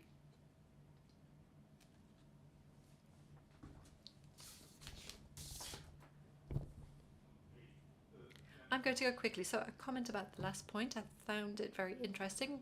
One of the reasons why a mechanics journal is set up is because the mechanics community is not old. The journals were closed. There was a lot of sclerosis, and a lot of publishers were not relevant for us. But the question is, how do you give back control to a community when it's saying to them that it's your tool? Take over it. Do you have any answers to that when you've got a very old community? Well, that is one. Yes, indeed.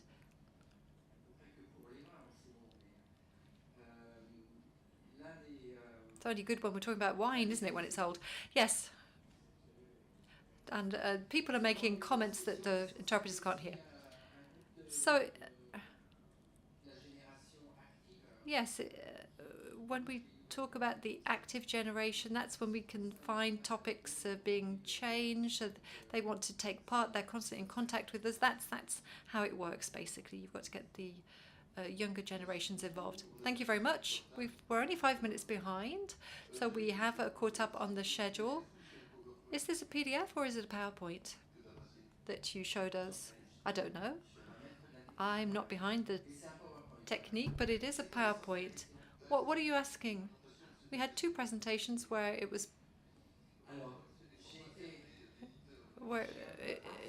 wasn't such a good flow. I harassed the person earlier on and I said, "Don't you change my page layout," I said to that person. And I think that was the effect that was produced. Well, that's not... I recommend using a PDF because I've had some unpleasant surprises. Do you have another question, or can I go and sit down now, please? You can go and sit down. So now let's welcome for this last presentation, Giulia Malaguarnera, Outreach and Engagement Officer for Open Air. So she's going to present to us links with Episciences. We already referred to these. Raphael referred to these. We'll hear more about that. It's very important. And I think there were people interested in the link with the graph. Merci. Je suis désolée. Désolé. Sorry, I don't speak very good French, so my presentation will be in English. Here. Okay. So thanks a lot for the invitation, in particular to Raphael. I will present you more about the involvement of Episciences in open air service and what is open air, and I will try to clarify to some of you what is also EOSC, the European Open Science Cloud. So, Open Air started as a project to support the framework program organized by the European Commission. And it started as a project.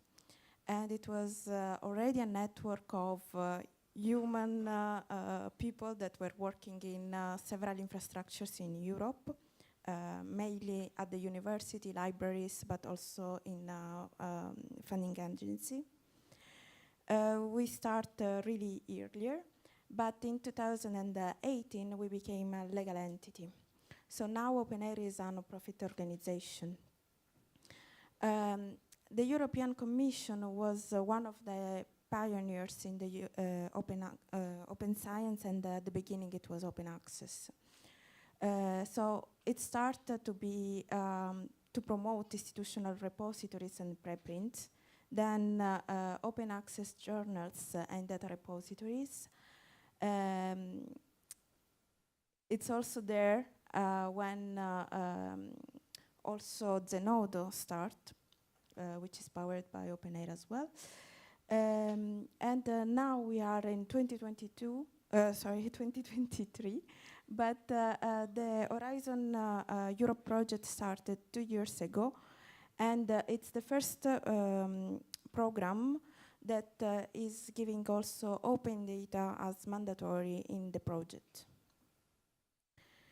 Of course, the European Commission couldn't give a mandatory decision on how to do open science and open data.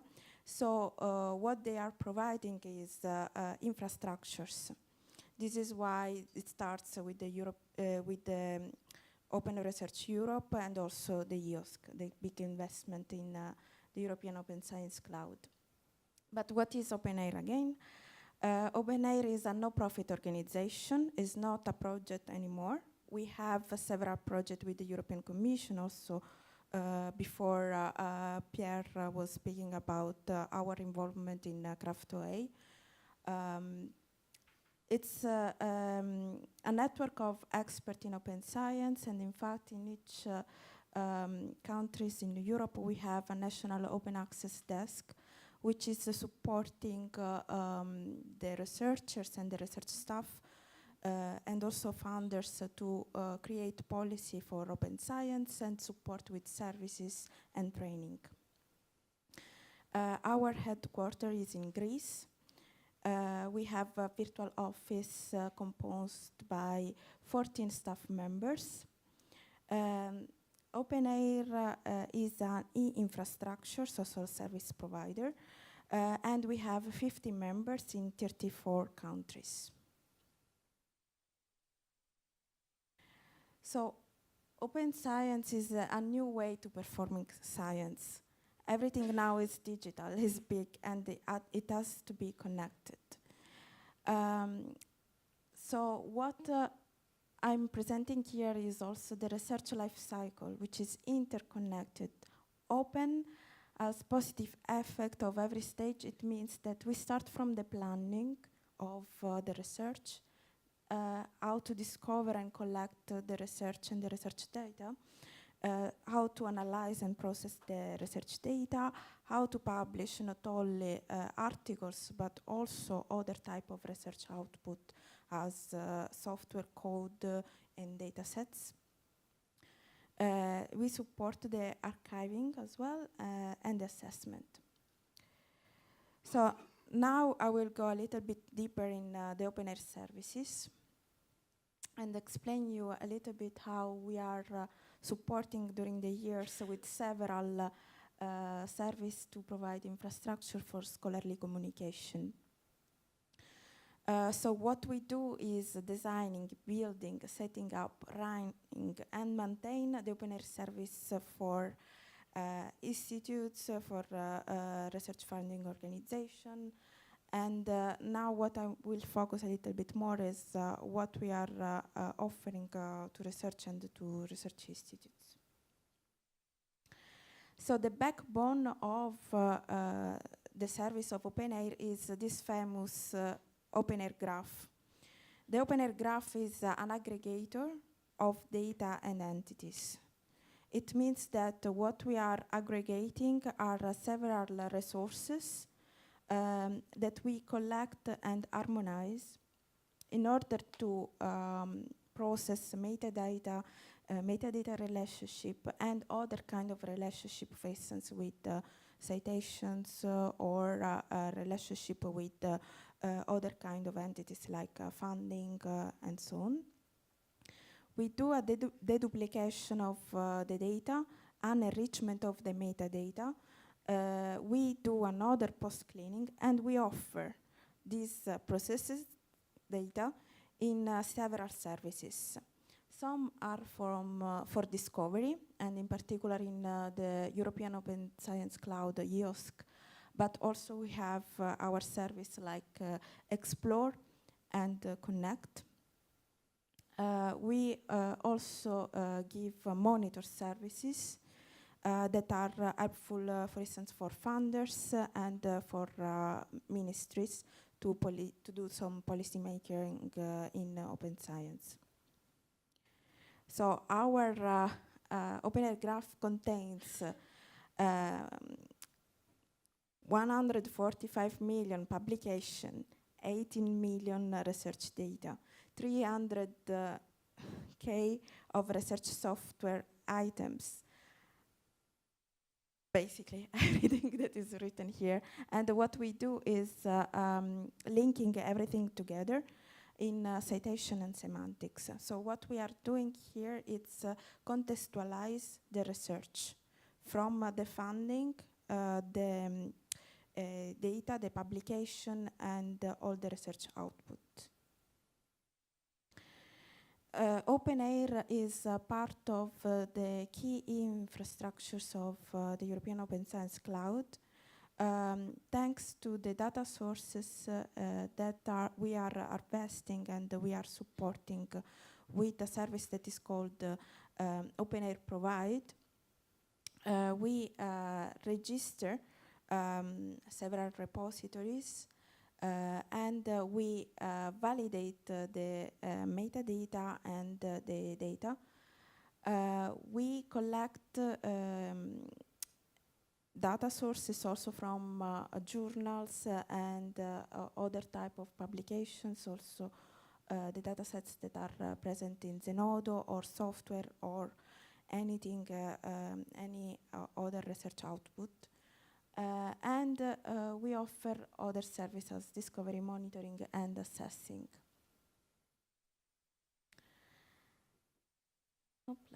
So I will start to explain this amazing graph of the type of service in practice. So when you are planning a research, what now the research funders are asking is a data management plan. So OpenAir is offering a service called Argos, in which we are already collecting templates from different funders in order that the researchers have just to fill, or the data stewards can create their own templates and support the data and the software management. So Argos is our service that is helping to do a data management plan that is interoperable. So this is the famous hard word that was mentioned even before, how to make interoperable the data sets. What we provide with this service is that you don't have to think about it. It's already integrated in our service. So the data sets will be made in a fair way by asking you questions, and when you feel you have already a machine actionable data management plan that you can publish even in Zenodo with a click or publishing in your archives. And you can also work every time in a data management plan in a cloud. Discovery and collect. I will speak more about the connect service instead of explore. Explore is showing you all the information that are present in the research graph, because the graph is a concept more for informatics than for researchers that would like to consult. But in Explore, you can see all the link and all the information that are related to the research. Connect is a part of this graph that usually is a gateway that you can request to OpenAIRE to make, for instance, thematic gateway. So imagine that you would like to have a sort of PubMed or a Google Scholar for a specific thematics. And you don't know how to collect this kind of data. What we are providing to you is that you are giving us some filters that can be, for instance, some keywords, the repositories that you would like to have, the type of journals that are important for your research community. And we offer this gateway that you can embed in your website. Manage. Open data means also publishing several data that should be anonymized, because you don't want to share data that should be private. So we offer a service that you can download, Amnesia. You can type what are the sensitive information, and automatically this software will help you to process this data. I'm going a little bit faster. The diamond open access journals is Episciences, so I will skip also this information because at the end of this talk you probably know even more than me. Zenodo is one of our key services, the most known probably. That in which you can upload any kind of research output, and you can provide the metadata that will be harvested in the OpenAIRE graph and show you in several services. You can also create communities in Zenodo, which can be helpful for you to manage your collaboration.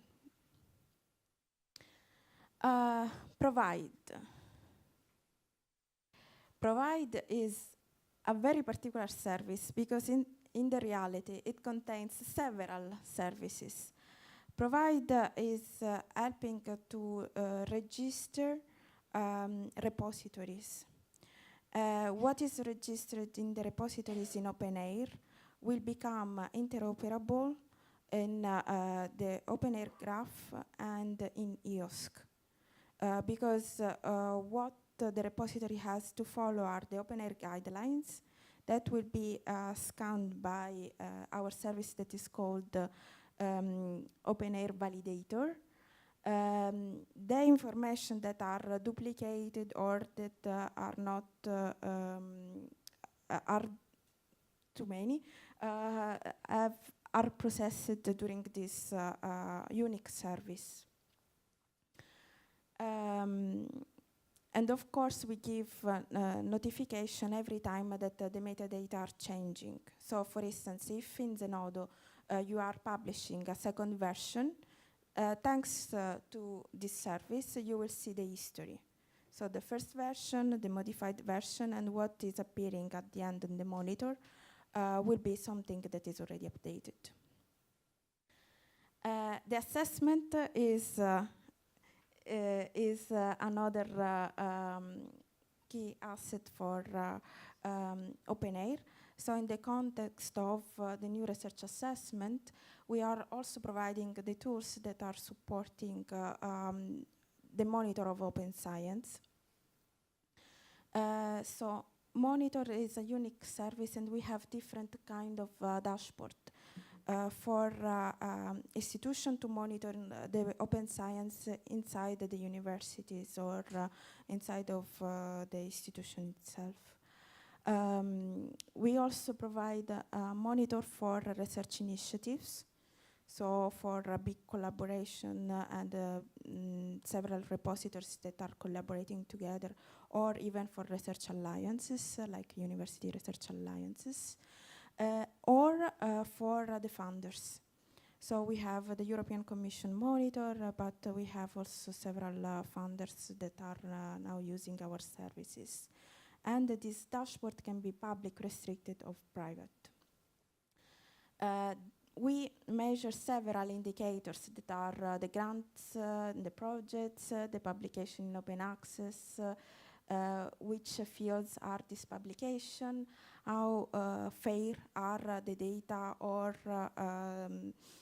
the resources that are produced during a project.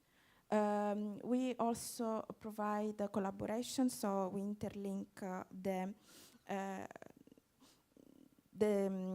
publication based on the different institutions that are mentioned in a paper or in data sets or in a project.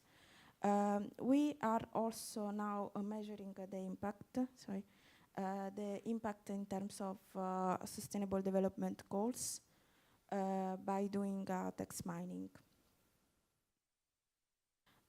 We also are working very closely with Open Citation that together with Episciences are part of Open Air Nexus, which is the latest projects of Open Air for services. We are also measuring the APCs in the institutions. So we know the cost of how much the institutes are spending, or also the funders are spending in APC based on the relationship that we can provide. And we also offer training to Open Plato, which is going to be the infrastructure to support also the training in EOSC. And I think I am here. Okay. And happy birthday, Episciences. Thank you. Thank you very much. Any question? Pardon. Y a-t-il des questions? Are there any questions in English? Thank you very much for your very interesting presentation. So I've seen that Episciences was presented as an open-air service. It's also a CCSD service. So the question is, who owns the Episcience service, and what is the relationship between open-air and Episciences and the CCSD? You know, if you're an open-air service, what does that involve? What we are doing in Open Air Nexus is a collection like a catalog. There are several infrastructures that are collaborating with us, and we offer like a common catalog that is shown in EOSC. So the property is, of course, of the CNR in the case of Episcience. Open Citation is from the University of Bologna. The Zenodo is also supported by CERN.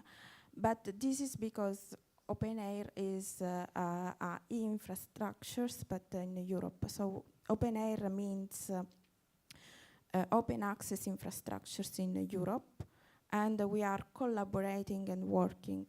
So it's in the catalog of service in Open Air to help with these interoperabilities between services and increase the collaboration.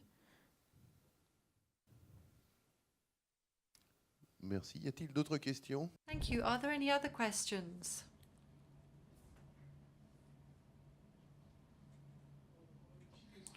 I have a question with respect to open air graph. As you described it, it reminded me of something, and that's Open Alex that's just emerged. What are the differences in terms of functionality, richness? So between open graph, Open Alex, Open Alex. But they are both aggregators, let's say. Open Air Graph is another initiatives. There are two initiatives. I'm not sure about Open Alex because I'm not a very technical person. I know the existence, so sorry for I cannot give you information in details. We are trying to collaborate together in the interoperability and the different collection of entities and to provide the same schema. So now, of course, it doesn't exist just the Open Air Graph. The Open Air Graph is one of the largest, or probably the largest aggregator of data services to link this information.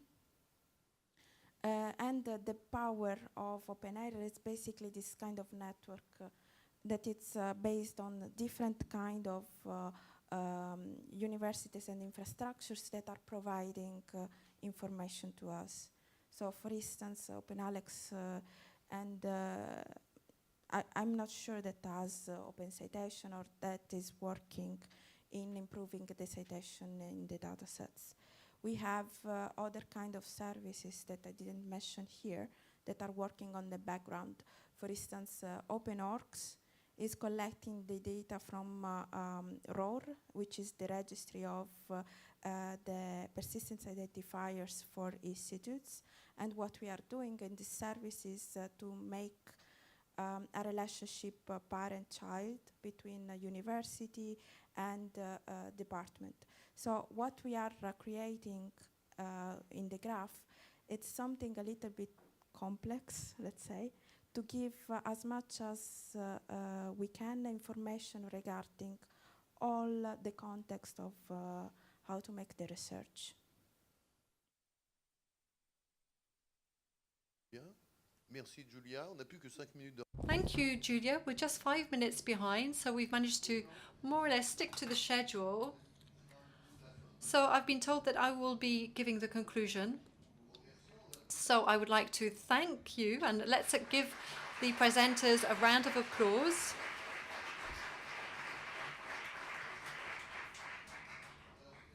So it was very interesting because it went beyond just focusing on a university subject. We asked a lot of different questions and there were lots of surprises as well, that we didn't have the answer to everything, and I thought it was absolutely fabulous. So people who are at home or are watching us online, you can stop your computer now and go and have lunch, because we're now going to move on to some practical questions. You are now invited to a buffet lunch, but it's not here, it's not on this side, it's on the Descartes site, which is over there, basically, if I'm right. So if you go in that little street, go to the tramway, turn right. So we'll go in groups, but if you are lost, you know, if you've missed the group, if you missed the bus, go that way, turn right where the tramway is, and it's a bit further to the left. It's where you have the libraries and all of that. Anyway, see you later for lunch. Bye-bye.